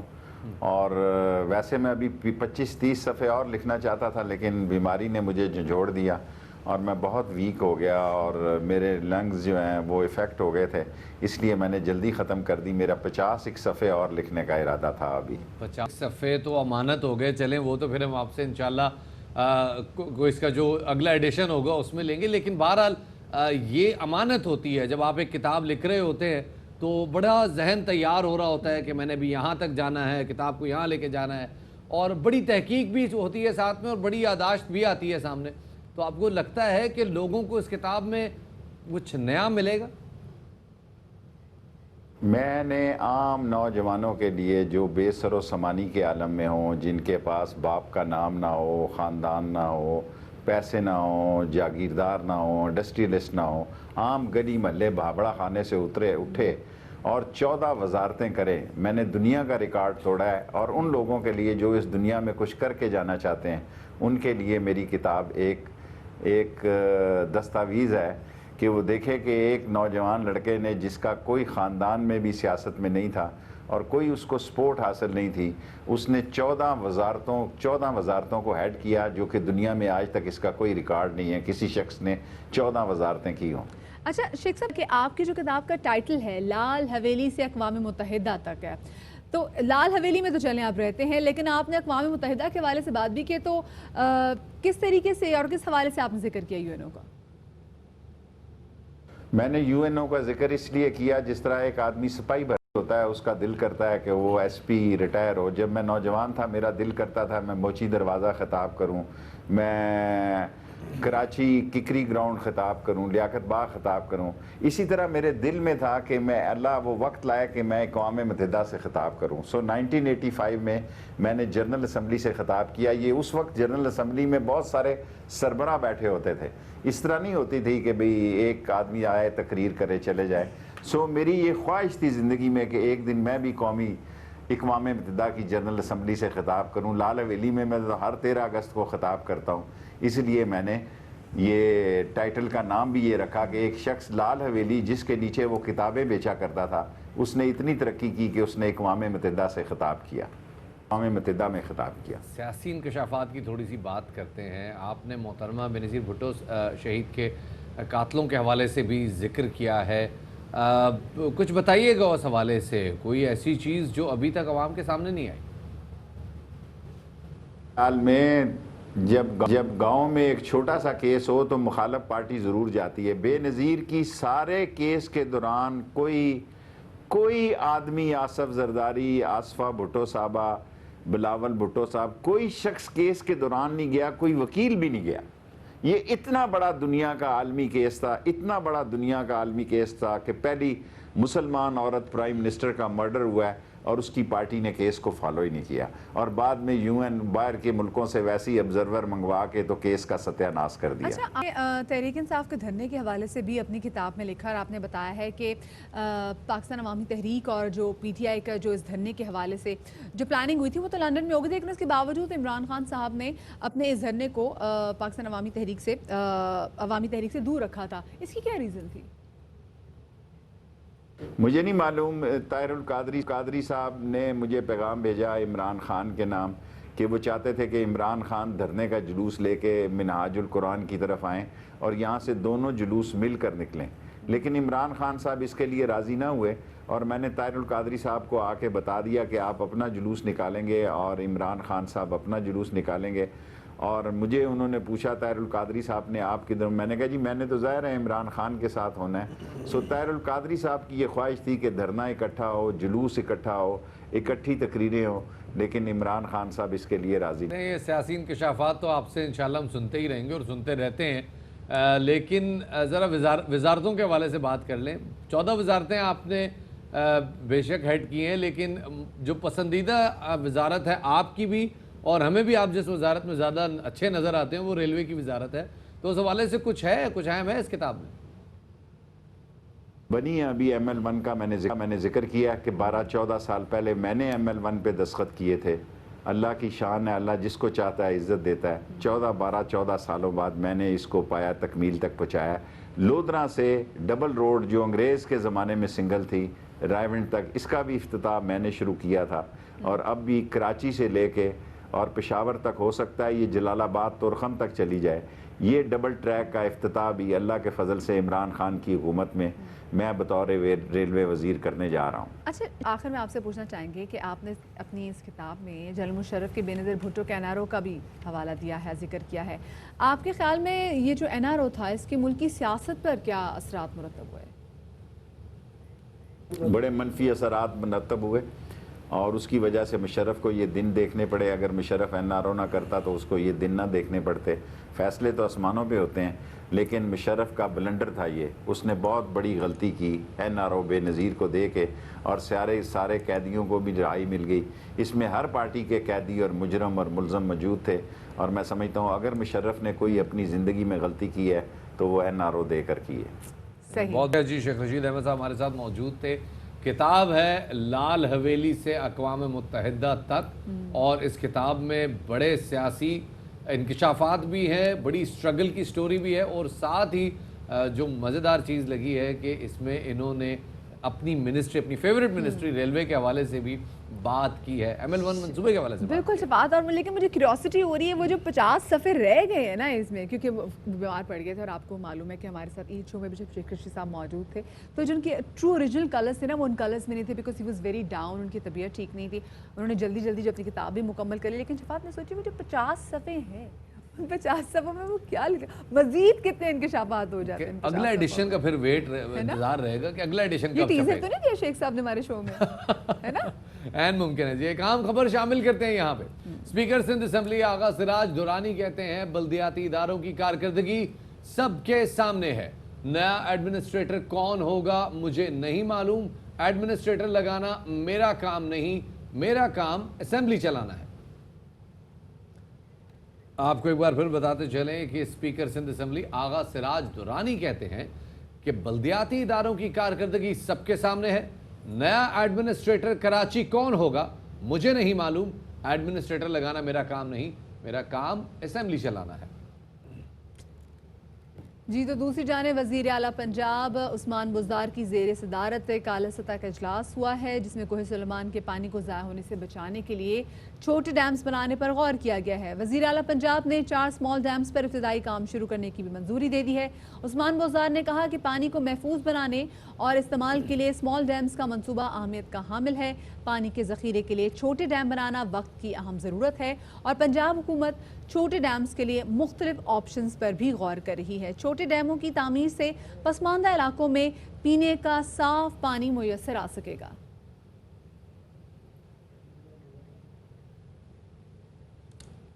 آگے بڑھتے ہیں جناب اور بات کرتے ہیں احتساب عدالت کے حوالے سے، جس کا آصف علی زرداری پر، سابق صدر آصف علی زرداری پر فرد جرم عائد کرنے کا فیصلہ ہے۔ عدالتی فیصلے کے مطابق میگا منی لانڈرنگ ریفرنس میں 9 ستمبر کو آصف زرداری، فریال تالپور سمیت تمام ملزمان پر فرد جرم عائد کی جائے گی۔ احتساب عدالت کے جج محمد اعظم خان کی سربراہی میں ہونے والی میگا منی لانڈرنگ ریفرنس کی سماعت میں آصف زرداری اور فریال تالپور کی آج حاضری سے استثناء کی درخواست منظور ہوئی۔ سماعت 9 ستمبر تک ملتوی کر دی گئی۔ جی اور اب آپ کو بتائیں کہ پاکستان میں پہلی مرتبہ سی پی کے مرض میں مبتلا بچے کا وزن کم کرنے کی کامیاب سرجری کی گئی ہے۔ لاہور میں 15 سالہ طاہا کا جو وزن ہے وہ 80 کلو تھا، جو کہ سرجری کے بعد اب 40 کلو تک ہو جائے گا، اور اس حوالے سے مزید جانتے ہیں اے آر وائی نیوز کے نمائندے حسن حفیظ سے۔ جی حسن، ایک ایسا آپریٹ کیا گیا لاہور میں ایک بچے کا جو اپنی نوعیت کا پہلا آپریٹ ہے، جو سی پی جیسے اس بیماری میں مبتلا، اس بیماری کو سی پی کہا جاتا ہے، اس کا آپریٹ کیا گیا۔ بیماری میں مبتلا ہونے والے بچے کا لیپروسکوپک سرجری نہیں کی جاتی عام طور پر، تو لیکن وہ کامیاب ہو گئی ہے۔ اور معاذ ہمارے ساتھ موجود ہیں جو معروف لیپروسکوپک سرجن بھی ہیں، اور انہوں نے متعدد ایسے انٹرنیشنلی آپریٹ کیے ہیں۔ ڈاکٹر صاحب، آپ کو کتنا بڑا ٹاسک تھا آپ کے لیے اس بچے کو آپریٹ کرنا؟ بڑا ڈیفیکلٹ کیس تھا، جیسے ایک ایج ایسی ہے، پھر بیماری ایسی ہے، اسے کہتے ہیں سیریبل پیلسی۔ سیریبل مینز دماغ اور پیلسی مینز ویکنس۔ دماغ کی ویکنس کی وجہ سے آپ کے جو پٹھے ہوتے ہیں وہ کام نہیں کرتے۔ وہ جب ویٹ بڑھے گا تو یہ خود کیونکہ موو نہیں کرتے، پیرنٹس ان کو لے کے جاتے ہیں یا باقی جو بہن بھائی ہیں، تو ان کے لیے کافی ڈیفیکلٹی ہو رہی تھی۔ اس سے ویٹ جب بڑھتا ہے، آپ کو پتہ ہے کہ اس کی جو کمپلیکیشن ہے ساری اوبیسٹی کی، اسپائن پہ لوڈ بڑھا تھا، وہ اسپائن ٹیڑھی ہوئی تھی، اسکولیوسس تھوڑا سا ہو گیا اس کو۔ ہم نے لیپروسکوپک سلیو گیسٹریکٹمی کی ہے، 75% وزن کم، وہ جو میدا کم کیا ہے۔ انشاءاللہ 6 ماہ میں 87 سے 40 تک یہ آ جائے گا۔ تو یہ پیرنٹس کے لیے بلیسنگ ہے، اور یہ دنیا میں اپنی نوعیت کا واحد کیس ہے۔ جناب یہ ایک سرجری ہوئی ہے، سی پی کا یہ بچہ پیشنٹ ہے سیریبرل پالسی کا، اور اس کے بعد بھی اس بچے کی سرجری ہوئی ہے، اور اب امید یہ کی جا رہی ہے کہ اس بچے کا جو وزن بڑھنے کی وجہ سے کمر کی ہڈی پہ بوجھ آ رہا تھا اور کمر کی ہڈی ٹیڑھی ہو رہی تھی، گردن کی جو ہے وہ بھی ٹک نہیں پا رہی نا، تو 40 اگر کلو شفات ہو جائے گا تو آئی ایم شیور کہ کافی پرابلم حل ہو جائے گی، اور ماں باپ کے لیے شفات بڑا ایزی ہو جاتا ہے۔ بچے کا جب وزن کم ہوتا ہے تو بچوں کو ہینڈل کرنا، سو ہماری دعا یہی ہے ہماری باخبر سویرا کے پلیٹ فارم سے کہ اللہ طاہا کو جلد از جلد جو ہے وہ شفا کلی عطا فرمائے۔ آگے بڑھتے ہیں، سپریم کورٹ سے شفات نیکسٹ خبر ہے۔ جی جناب، سپریم کورٹ نے شوگر کمیشن کی رپورٹ کل عدم قرار دینے کے فیصلے پر اپیل سماعت کے لیے مقرر کر دی ہے۔ چیف جسٹس سپریم کورٹ نے اپیل پر 3 رکنی بینچ تشکیل دے دیا ہے، جو کل وفاقی حکومت کی اپیل پر سماعت بھی کرے گا۔ چیف جسٹس سمیت بینچ میں جسٹس مشیر عالم اور جسٹس اعجاز الحسن شامل ہیں۔ سندھ ہائی کورٹ نے شوگر کمیشن کی رپورٹ کل عدم قرار دی تھی۔ ایک بار پھر آپ کو بتاتے چلیں، سپریم کورٹ نے شوگر کمیشن کی رپورٹ کل عدم قرار دینے کے فیصلے پر اپیل سماعت کے لیے مقرر کر دی۔ چیف جسٹس سپریم کورٹ نے اپیل پر 3 رکنی بینچ تشکیل دے دیا، جو کل وفاقی حکومت کی اپیل پر سماعت کرے گا۔ جی اور اب آپ کو بتائیں کہ خیبر پختونخوا اسمبلی میں جے یو آئی فے کے رکن مولانا حسام الدین کے خلاف مذمتی قرارداد جو ہے یہ منظور کر لی گئی، اور اس قرارداد پیش کرنے والے صوبائی وزیر ضیاء اللہ بنگش نے کہا ہے کہ مولانا حسام الدین نے پاک فوج کے خلاف بات کی تھی۔ مذمتی قرارداد لانے پر ایوان میں ہنگامہ آرائی، اور صوبائی وزیر اطلاعات شوکت یوسف زئی کہتے ہیں کہ اسمبلی میں بم باندھ کر آنے کی بات جان کر کی گئی، ایسی بات کرنے کی جرت کیسے ہوئی؟ جی جناب، اور عوام اور اداروں کی قربانیوں پر پانی پھیرنے نہیں دیں گے۔ مذمتی قرارداد کسی کے کہنے پر نہیں لائے، آج بات نہ کرتے تو کل کوئی سچ مچ بم باندھ کر آ جاتا، ایسا کہنا تھا شوکت یوسف زئی کا، جو اس حوالے سے بات کر رہے تھے۔ آگے بڑھتے ہیں جی، اور بات کر مستونگ سے آنے والی ایک خبر کی۔ Counter terrorism department C T D کی مستونگ میں حساس اداروں کے ساتھ مشترکہ کارروائی ہوئی ہے، جس میں سراج رئیسانی پر خودکش حملے میں ملوث دہشت گرد مارا گیا۔ کالعدم تنظیم کا کمانڈر دہشت گردی کی کئی کارروائیوں میں بھی ملوث تھا، اور پرنگ آباد میں ملزم کی موجودگی کی اطلاع پر وہاں پر یہ کارروائی کی گئی۔ دہشت گرد نے سیکیورٹی فورسز کو دیکھتے ہی وہاں پر فائرنگ شروع کر دی، اور جوابی کارروائی میں دہشت گرد خود ہلاک ہو گیا، اور ہلاک دہشت گرد سے خود کش جیکٹس اور بڑی تعداد میں اسلحہ برآمد ہوا۔ آگے بڑھتے ہیں جناب اور دفتر خارجہ شامل کرتے ہیں۔ ترجمان دفتر خارجہ نے کہا ہے کہ امن و یکجہتی کے لیے افغانستان پاکستان ایکشن پلان کا دوسرا جائزہ اجلاس ہوا۔ افغانستان حکومت کی دعوت پر سیکریٹری خارجہ سہیل محمود نے کابل کا دورہ کیا۔ افغان وفد کی قیادت نائب وزیر خارجہ کریں گے، اور ساتھ میں آپ کو بتائیں کہ اس اہم خبر کے حوالے سے کہ جیسے جیسے جو اپڈیٹس آتی جائیں گی ہم آپ جی پاکستان کے خاص طور پہ جو پاکستان نے دو طرفہ راہداری تجارت کے لیے افغانستان کے ساتھ جو سرحد کو کھولا ہے، ان کا کہنا تھا کہ افغانستان میں تنازع کا کوئی فوجی حل نہیں، جامع اور وسیع البنیاد سیاسی تصفیہ آگے بڑھنے کا راستہ۔ بالکل شفاعت، اور پاکستان نے اس میں دو طرفہ راہداری اور تجارت کے لیے افغانستان کے ساتھ یہ سرحد کھولا ہے، جس میں کہنا تھا کہ افغانستان میں جیسے بھی شفاعت بھی بات کر رہے تھے کہ تنازع کا کوئی فوجی حل نہیں ہے، جامع اور وسیع البنیاد سیاسی تصفیہ آگے بڑھنے کا راستہ ہے۔ پاکستان انٹر افغان مذاکرات کے جلد آغاز کا بھی منتظر ہے اور افغان اسٹیک ہولڈرز تاریخی موقع سے فائدہ اٹھائیں۔ وقت ہو گیا ایک چھوٹے سے بریک کا، ہمارے ساتھ رہیے گا۔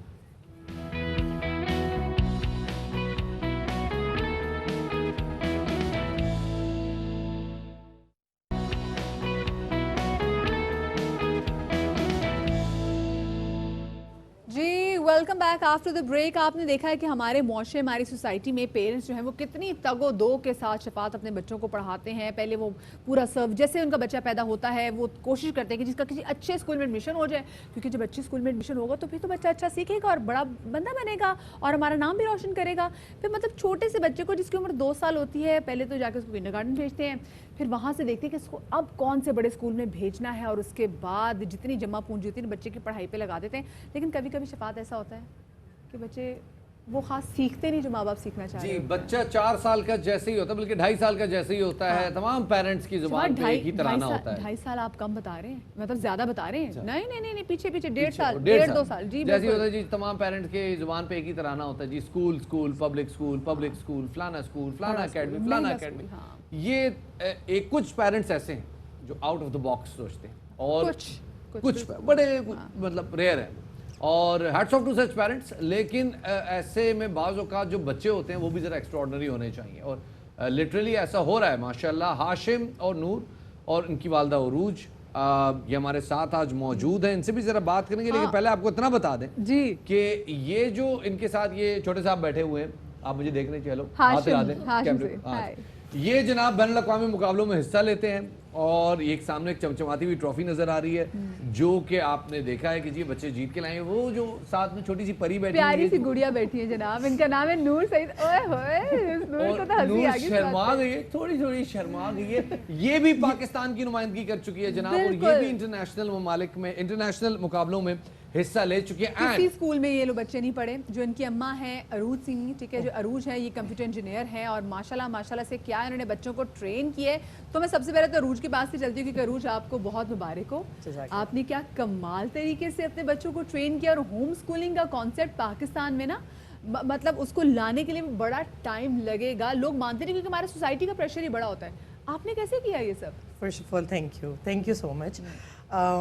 میں نے ایسے کیا کہ جب میرے بیٹے پیدا ہوئے تھے تو اس وقت I started researching like any other parent کہ کون سی جگہ جانا چاہیے کیا، اینڈ یہ پیدا ہو گئے تھے تو اس کے بعد مجھے کسی فرینڈ نے بولا تم بہت لیٹ ہو گئی ہو، تمہیں کسی اسکول میں پہلے ہی انرول کروا دینا چاہیے تھا بچوں کو۔ کیونکہ عروج آئی ہیو ہرڈ کہ پہلے مجھے لگتا تھا لوگ مذاق کریں کہ جیسے آپ کنسیو کرتے ہیں تبھی سوچنا شروع کر دیں، تو مجھے لگتا تھا مذاق ہے، اینڈ آئی تھاٹ کہ نہیں یہ this is all wrong, this is very wrong. اچھا میرا اپنا بیک گراؤنڈ ایجوکیشن کا ہے، میرے دادا جو ہیں ہی واز ان ایجوکیشن، تو I have been in this, I have seen it first hand. اور اس کے بعد مجھے یہ تھا کہ مجھے کسی ایسی جگہ اپنے بچے کو نہیں بھیجنا جہاں پہ ایک فیکٹری کی طرح بچوں کو جو ہے نا وہ بالکل پروڈکٹ کی طرح نکالا جائے۔ آلدو کہ I am not against all the schools but I am against the system, because وہ کبھی کبھار ایسا بھی ہوتا ہے کہ اسکولز آر باؤنڈ کہ they can not do any thing, they have this curriculum that they have to follow, ان کو کرنا ہی کرنا ہوتا ہے فالو، کچھ کرے نہ کرے۔ میں نے سوچا تھا کہ وہ सिस्टम चेंज होगा, सिस्टम चेंज करेंगे हम, we are going to do that, लेकिन जब तक होगा चेंज उस वक्त तक मेरे बच्चे बड़े हो जाएंगे, तो I can not put them in that system. तो इसलिए मैंने शुरू से ही इस चीज़ को लेके चली कि नहीं, we have to follow their passion, जो उनका इंटरेस्ट है, जो चीज़ है, और बस अल्हम्दुलिल्लाह अल्लाह ताला। रोबोटिक्स इलेक्ट्रॉनिक्स में आपने बच्चों को खुद दिया कि इंटरेस्ट डेवलप करें, या ये बच्चों ने खुद ही वो किया? मैं खुद कंप्यूटर इंजीनियर हूँ, तो बिकॉज मैं इंजीनियर हूँ तो घर में कंप्यूटर साइंस जो है वो एक ऐसी चीज़ है कि जी हर वक्त हर एक के हाथ में है। और तो इस वजह से दुश्मन नहीं है? नहीं, मैं गैजेट दुश्मन बिल्कुल भी नहीं हूँ। बिल्कुल। अच्छा, चलिए जी, ये माएँ तमाम देख लें जी, अगर आप गैजेट दुश्मन नहीं है तो भी कोई प्रॉब्लम नहीं है, आपके बच्चे फिर भी लाइक हो सकते हैं। अच्छा, ये मैं हाशिम से ज़रा बात करना चाहिए। हाशिम, आप मुझे बच्चे बताओ, ये जो आपने अभी तक आप कहाँ कहाँ जा चुके हुए हो, कहाँ कहाँ से आपने जो है मुकाबले जो वो जीते हुए हैं?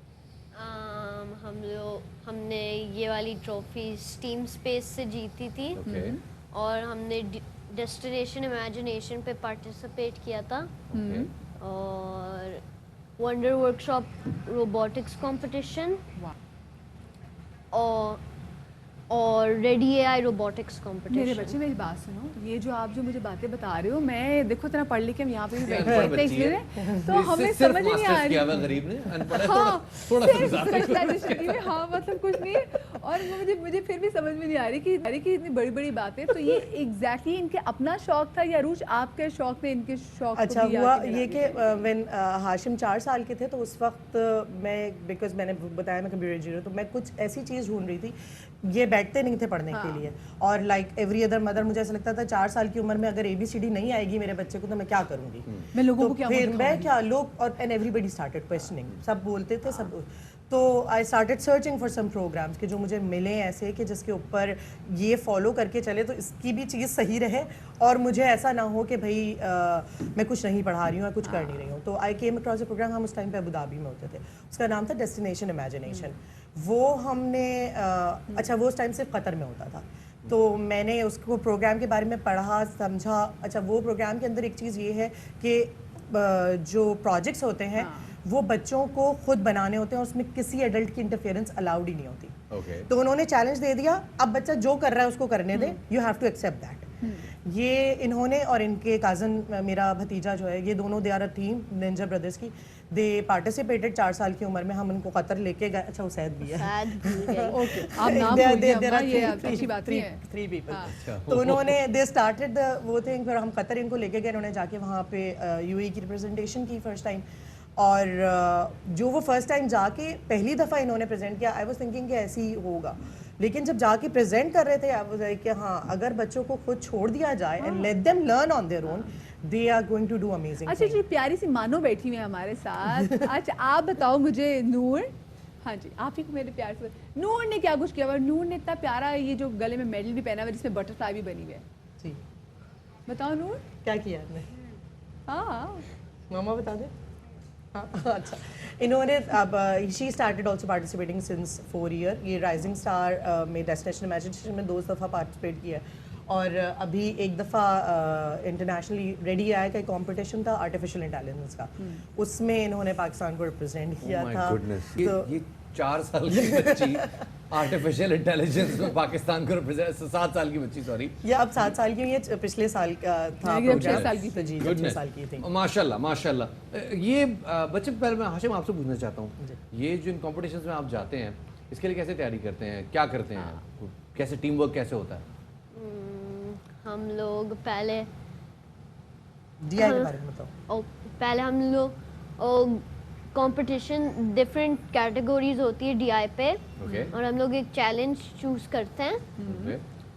जैसे अगर इम्प्रोव चैलेंज पे होता है तो ऐसे करना होता है कि हमें पता नहीं होता कि क्या करना है, तो फिर हम लोग ऐसे कार्ड्स होते थे, हम लोग निकालते थे, वहाँ पे पढ़ते थे, फिर हमें 10 मिनट्स पे डिसाइड करना था, तो हम लोग उस पे प्रैक्टिस करते हैं। और वो क्या उसको सर्किट बोर्ड देते हैं, क्या देते हैं, कैसे आप बनाते हैं उसकी रोबोट? कुछ नहीं देते, ओके, इम्प्रोव के अंदर। इम्प्रोव में आपको सब कुछ खुद करना है। तो ये ऑप्शंस आपके पास होती हैं कि आपने इम्प्रोव में जाने, किस में जाना है, ये सिलेक्ट करना होता है, तो आपको ये ऑप्शन ज़्यादा बेहतर लगती है, खुद को चैलेंज कर रहे हो तो।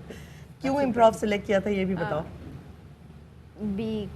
because we didn't have to make anything. अच्छा और फर्स्ट टाइम क्या हुआ था जब हम ग्लोबल फाइनल्स गए थे? Sad. It was a sad thing. क्यों? हमने इंजीनियरिंग चैलेंज चूज किया था ना. यस. हाँ, उस वक्त हम एक प्रोजेक्शन बना रहे थे, लेकिन वो वाली ऐप नहीं खुल रही थी. ओके. तो हमने हमारा सारा टाइम वेस्ट कर लिया खोलने के लिए.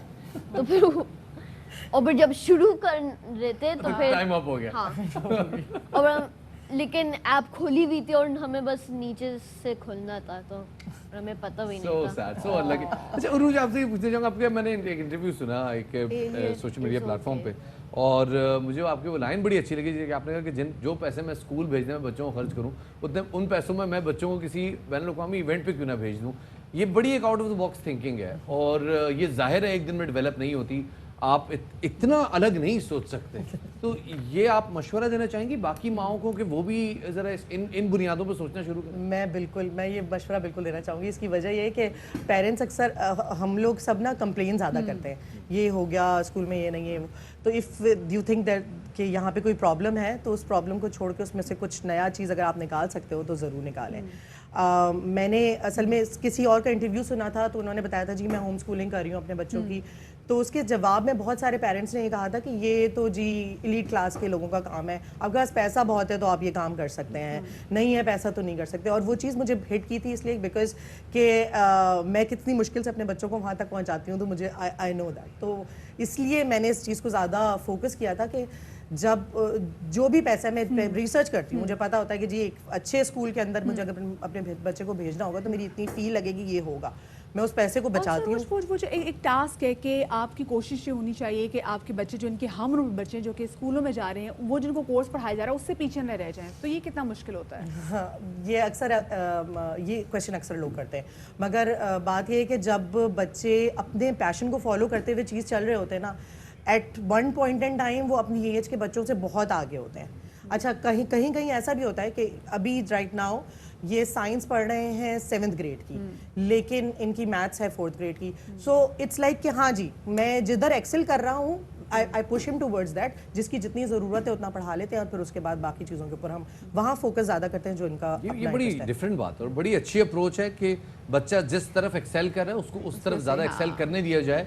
अगर वो साइंस 7th की पढ़ रहा है और उसकी मैथ्स 4th क्लास की है, डजंट रियली मैटर. बहुत बहुत शुक्रिया जी अरूज, बहुत शुक्रिया जी हाशिम, बहुत शुक्रिया नूर, आप तीनों आए and it was really an honour for us, और आपने हमें अपनी चमचमाती हुई ट्रॉफी दिखाई.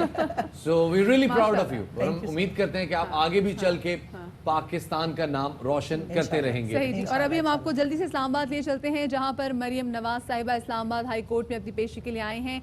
अब से थोड़ी देर पहले मैंने आपको अपडेट दी थी कि वो मरी में अपने घर से रवाना हुई हैं. और अब ये मनाजिर एक्सप्रेस वे के हैं जहाँ पे आप देख रहे हैं कि गालबन 12 कऊ का मकाम है, जहाँ पे अवाम की एक बड़ी तादाद मौजूद है, और मरियम नवाज इस्लामाबाद हाई कोर्ट पेशी के लिए मरी से अब से कुछ देर पहले रवाना हुई थी. और अब से आपको परवेज़ रशीद साहब नज़र आ रहे हैं जो कि मरियम नवाज के साथ हैं. हमारे नुमाइंदे मौजूद हैं हमारे साथ, उनसे बात करते हैं, कोशिश करते हैं कि उनसे रब्ता भी हो जाए पहले. लेकिन इस वक्त आप देख सकते हैं कि अब से कुछ देर में मरियम नवाज साहिबा, जैसे हमारे नुमाइंदे जुल्करनैन ने हमें कुछ देर पहले बताया था कि उनका खिताब भी 12 कहू में मुतवक्के है. तो ये मनाजिर आप अपनी स्क्रीन पे देख सकते हैं कि जिसमें गो के कोरोना का दौर है, SOPs का मामला है, लेकिन जो जमे गफ़ीर और जो रश लगा हुआ है वो आपकी आंखों के सामने. लेकिन अच्छा बात यहाँ पर हम अपने नाज़रीन को ये भी बताते चलें कि इस मौके पर जो सिक्योरिटी के जो इंतजाम हैं वो भी सख्त किए जाएँ, क्योंकि इससे पहले भी हमने देखा था कि किस तरीके से जब उनकी नाम में पेशी थी तो वहाँ पर कितनी हंगामाराई की थी नून लीग के कारकुनों ने. इस वक्त जो सिचुएशन है वो जानेंगे हम. हमारे नुमाइंदे जुल्करनैन हमारे साथ मौजूद है. जुल्करनैन, क्या अपडेट्स हैं, क्या देख रहे हैं आप?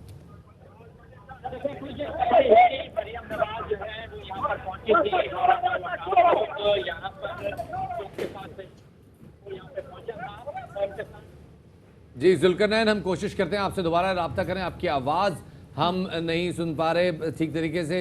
अब आपको एक बार फिर बताते चलें कि मरियम नवाज इस्लामाबाद हाई कोर्ट पहुंच गई हैं, और बल्कि इनफैक्ट 12 कहू पहुंच चुकी हैं वो. और 12 कहू में जो नून लीग के वर्कर्स हैं वो जमा हैं सड़क पे, मरियम नवाज इस वक्त आपको स्क्रीन पे नज़र आ रही हैं। परवेज़ रशीद साहब उनके साथ नज़र आ रहे हैं। हमारे नुमाइंदे जुल्करनैन वहाँ मौजूद हैं, उन्हें कोशिश करते हैं एक बार फिर उनसे रब्ता करें और जानें कि क्या तफसीलात हैं। अब से कुछ देर में खिताब भी मुतवक्के है मरियम नवाज का वहाँ पे। जी जुल्करनैन बताइएगा।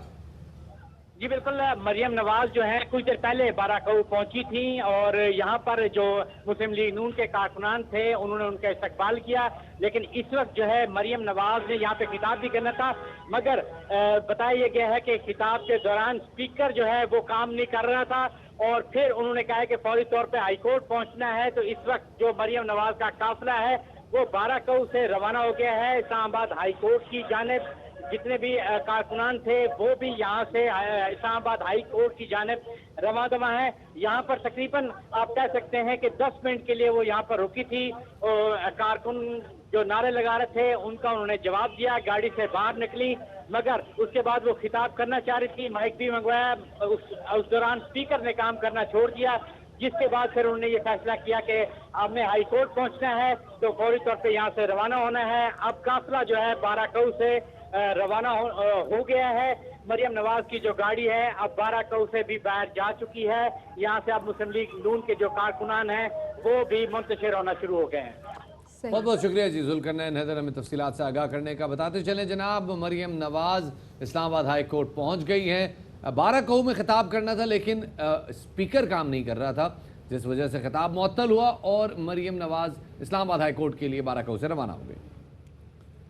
और हम बात करते हैं ज़रा भारत की, जो कि बिल्कुल बाज नहीं आ रहा। खिते का अमन बर्बाद करने के लिए सरहद पर मुसलसल कशीदगी को वो हवा दे रहा है और चीन के साथ एक बार फिर भारत की झड़पें हुई हैं, जिसके बाद से चीनी फ़िज़ाइया के तैयारे लाइन ऑफ एक्चुअल कंट्रोल के आसपास फ़िज़ा में अब गश्त कर रहे हैं।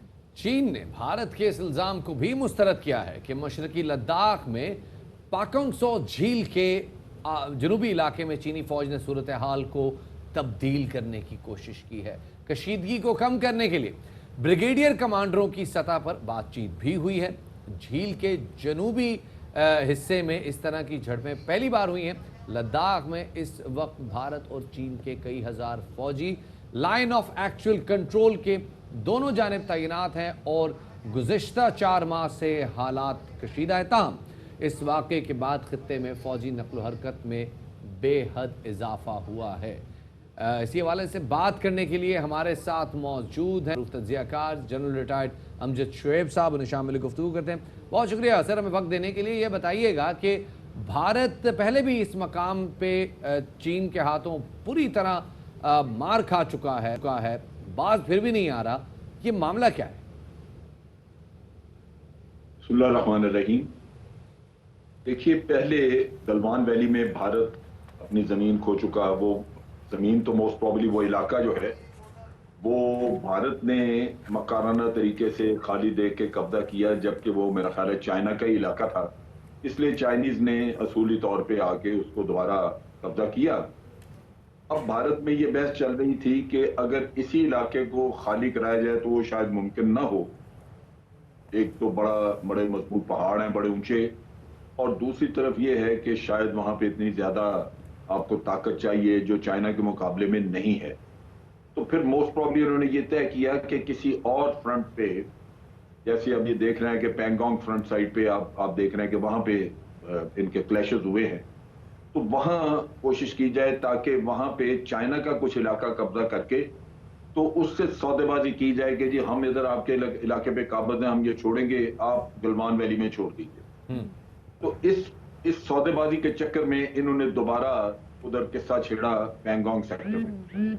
वहां पे इनको मार पड़ी और ये वो कब्जा नहीं कर सके, बल्कि चाइना ने एक और पहाड़ वहां पे कब्जा कर लिया, हाइट्स, जहां से कि वो पूरी तरह निगहदाश्त कर सकते हैं आगे सामने इलाके की। यहाँ पे ये चीज साबित करने के लिए कि वाकई ये भारत ने वहां पे किया, एक चीज जो सबूत नजर आता है वो ये है कि सुनने में ये आ रहा है कि चाइना के पास इनके कोई 19 के करीब कैदी हैं और इनके लोग भी कोई 11 के करीब मारे गए हैं वहां पे। तो ये हमला किया तो उसकी वजह से, और जख्मी भी तकरीबन कोई 15 के करीब। ये एक बड़ा क्रूशियल पॉइंट आपने उठाया है, लेकिन अभी जब कुछ माह पहले जब کشیدگی ہوئی تھی لے میں اور گلوان ویلی میں، ہم نے دیکھا تھا کہ چائنیز نہ صرف یہ کہ گلوان ریور کراس کیا انہوں نے، بلکہ ان کا تو کلیم ہے کہ شوک ریور جو کہ آگے چل کے انڈس بن جاتا ہے، انہوں نے وہاں تک اپنا کلیم ظاہر کیا ہے۔ ایسے موقع پہ انڈیا کی طرف سے مزید ایسکلیشن کا انڈیا کو کیا کوئی اسٹریٹجک فائدہ ہے؟ کیونکہ آلریڈی ایک دفعہ ان کو اس معاملے پہ اچھی خاصی ان کو ذلت کا سامنا کرنا پڑ چکا ہے۔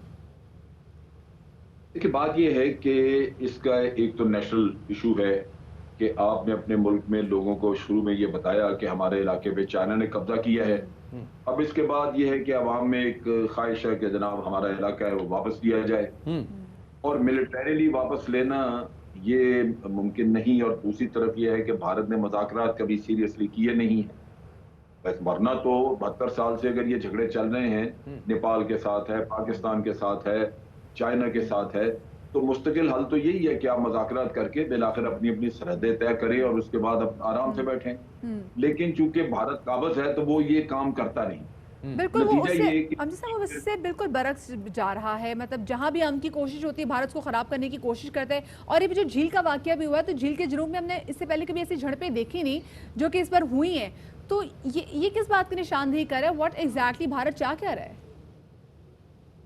بھارت یہی چاہ رہا تھا، جیسے میں نے پہلے ایکسپلین کیا کہ گلوان ویلی کا علاقہ واپس لینے کے لیے وہ چاہتے تھے کہ پینگونگ سائٹ پہ چائنیز شاید اتنے طاقت میں نہیں بیٹھے ہوئے تو ادھر ہم کچھ قبضہ کر لیں، اگر ادھر اس علاقے پہ قبضہ کر لیتے ہیں تو پھر چائنیز کے ساتھ سودے بازی ہو سکتی ہے کہ ہم یہ علاقہ چھوڑ دیتے ہیں آپ ادھر گلوان ویلی میں ہمیں واپس دے دیں جگہ، لیکن یہ ہوا نہیں۔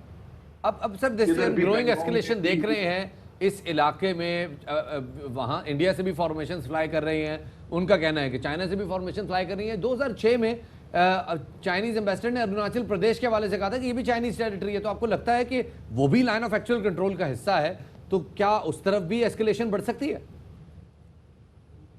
دیکھیں یہ ہماچل پردیش میں بھی بڑھ سکتی ہے، اور بھوٹان سائٹ پہ بھی، آسام بھوٹان سائٹ پہ، سکم بھوٹان سائٹ پہ بھی یہ بڑھ سکتی ہے۔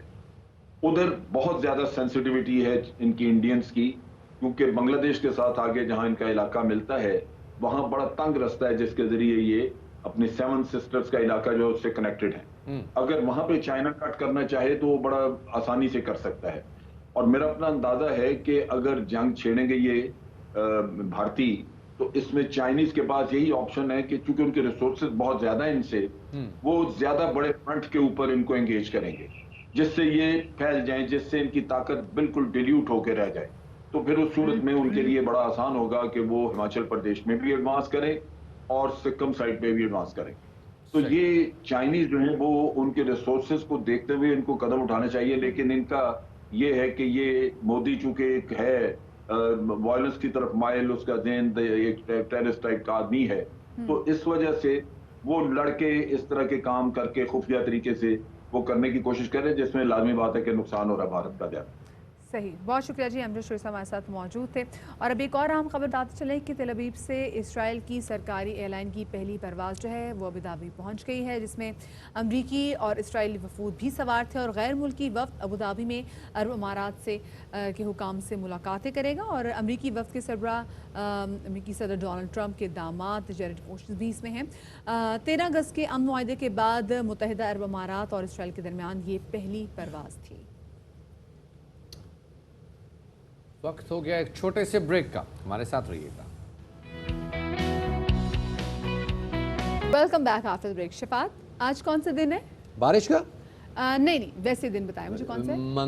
منگل۔ اور بارش کب ہوئی تھی؟ جمعرات، بدھ سے شروع تھی۔ بدھ سے شروع تھی نا، لیکن جمعرات کو تو پھر انتہائی ہوگی تھی نا، تو جمعرات سے لے کے اب تک کتنے دن بنے؟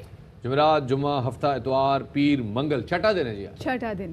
تو مسئلہ یہ کہ چھٹا دن ہو چکا ہوا ہے، لیکن بہت سارے علاقوں میں ابھی تک جو ہے یہ بجلی واپس نہیں آئی، اور لوگ جو ہے اسپیشلی اگر پوش ایریاز کی بات بھی کریں، کل بھی ہم نے دیکھا کہ کس طریقے سے ڈیفینس میں لوگ پریشان تھے کہ جی بجلی نہیں آ رہی، 4-5 گھنٹے سے، مطلب دنوں سے ہم نے جنریٹر چلا رہے ہیں، جنریٹر نے بھی جواب دے دیا ہے۔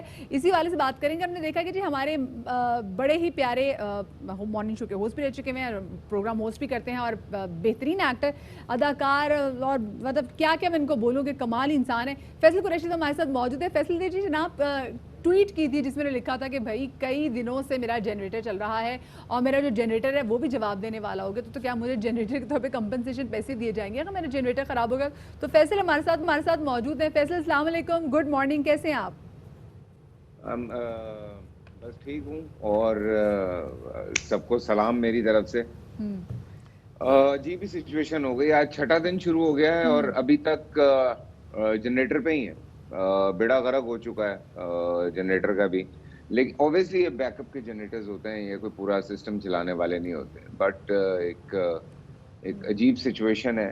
हालांकि बहुत काम हो रहा है मेरे घर के बाहर। मेरे ख्याल से ये 4 दिन के बाद इनको याद आया कि यहाँ से भी पानी निकालना है, तो 2 दिन से पागलों की तरह लगे हुए, बिकॉज मेरे घर के पीछे जो शुजात है वो और ये जो बुखारी का एरिया है, यहाँ पे बेइंतहा पानी है। मेरे ख्याल से कल सुबह से ये सिलसिला चल रहा है पानी निकालने का, और अभी तक ये मसला हल नहीं हुआ है। उसमें सिंध गवर्नमेंट भी है, उसमें DHA भी है, उसमें हमारी रेंजर्स भी है, आर्मी भी है, कुछ हमारे समाजी कारकुन हैं, वो भी बेचारे लगे हुए हैं, लेकिन पानी नहीं निकला। फैसल, और आपकी आंखों को देख के भी ना फील हो रहा है कि आपकी नींद जो है वो पूरी नहीं हुई, और नींद पूरी भी कैसे हो, कितनी गर्मी के रोज़ भी हैं, और स्पेशली जब घर में बिजली ना आ रही हो और जनरेटर मुसलसल चल रहा हो। आपने जो ट्वीट की थी उस वक्त तो के इलेक्ट्रिक ने नीचे लिख दिया था, क्योंकि उनका ट्विटर के अकाउंट जो बड़े एक्टिव होते हैं कि जी हमने आपको DM कर दिया। उन्होंने क्या बात की आपसे, कुछ बताया आपको कि ये लाइट कब आएगी? जी, उन्होंने कहा कि teams are working on the ground non stop और फलाना और ये और वो, and it will be restored very soon. और ये तो पहले दिन से मुझे उनके मैसेजेस आ रहे हैं। लेकिन देखें, एक जो सबसे बड़ा इशू है मदिया, वो ये था कि ये जो पानी खड़ा हुआ है ये बहुत बड़ा इशू है।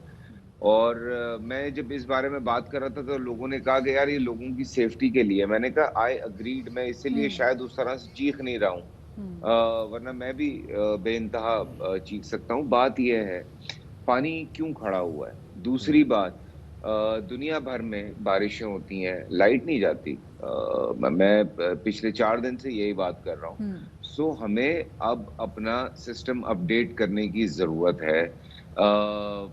रबर कोटिंग्स होती हैं, ये जो पोल्स होते हैं इनके ऊपर नीचे बेस बनती है लकड़ी की, उसके ऊपर सीमेंट लगाया जाता है। अंडरग्राउंड अगर वाटर वो अपना इलेक्ट्रिक सप्लाई होती है तो उसका पूरा एक सिस्टम लगता है। I mean, हम जिस इलाके में रहते हैं वो एक घर 1.5 लाख से लेके तकरीबन 5 लाख 6 लाख तक टैक्स देता है इस इलाके का, ठीक है। सो ऑब्वियसली बहुत पैसा जाता होगा, बेइंतहा घर है हमारे इलाके में। सो हमें काम करना चाहिए, इस हवाले से हमें अपडेट करना चाहिए सिस्टम को। हम इमरजेंसी के बाद क्यों, इस वक्त अगर आप सड़क पे निकलें, आप यकीन करें, आप मतलब पैदल चलना, गाड़ी पे जाना दूर की बात, पैदल चलना अजाब हुआ हुआ है, बिकॉज सड़कें जो हैं वो टूटी नहीं है। जब बारिश हो रही थी, आपकी गाड़ी मेरी गाड़ी के आगे जा रही थी, और मैं आपका मजाक उड़ा रहा था कि आपने गाड़ी इतनी उठाई भी क्यों है, और अचानक फिर उसके बाद जो आपका जवाब है वो मेरे ख्याल में मैं शायद ऑन एयर नहीं बता सकता, लेकिन जो पानी की सूरत हाल है वो किसी सूरत कम नहीं होती। अब क्या कोई पानी की सूरत हाल में बेहतरी आई है, कुछ इम्प्रूवमेंट है?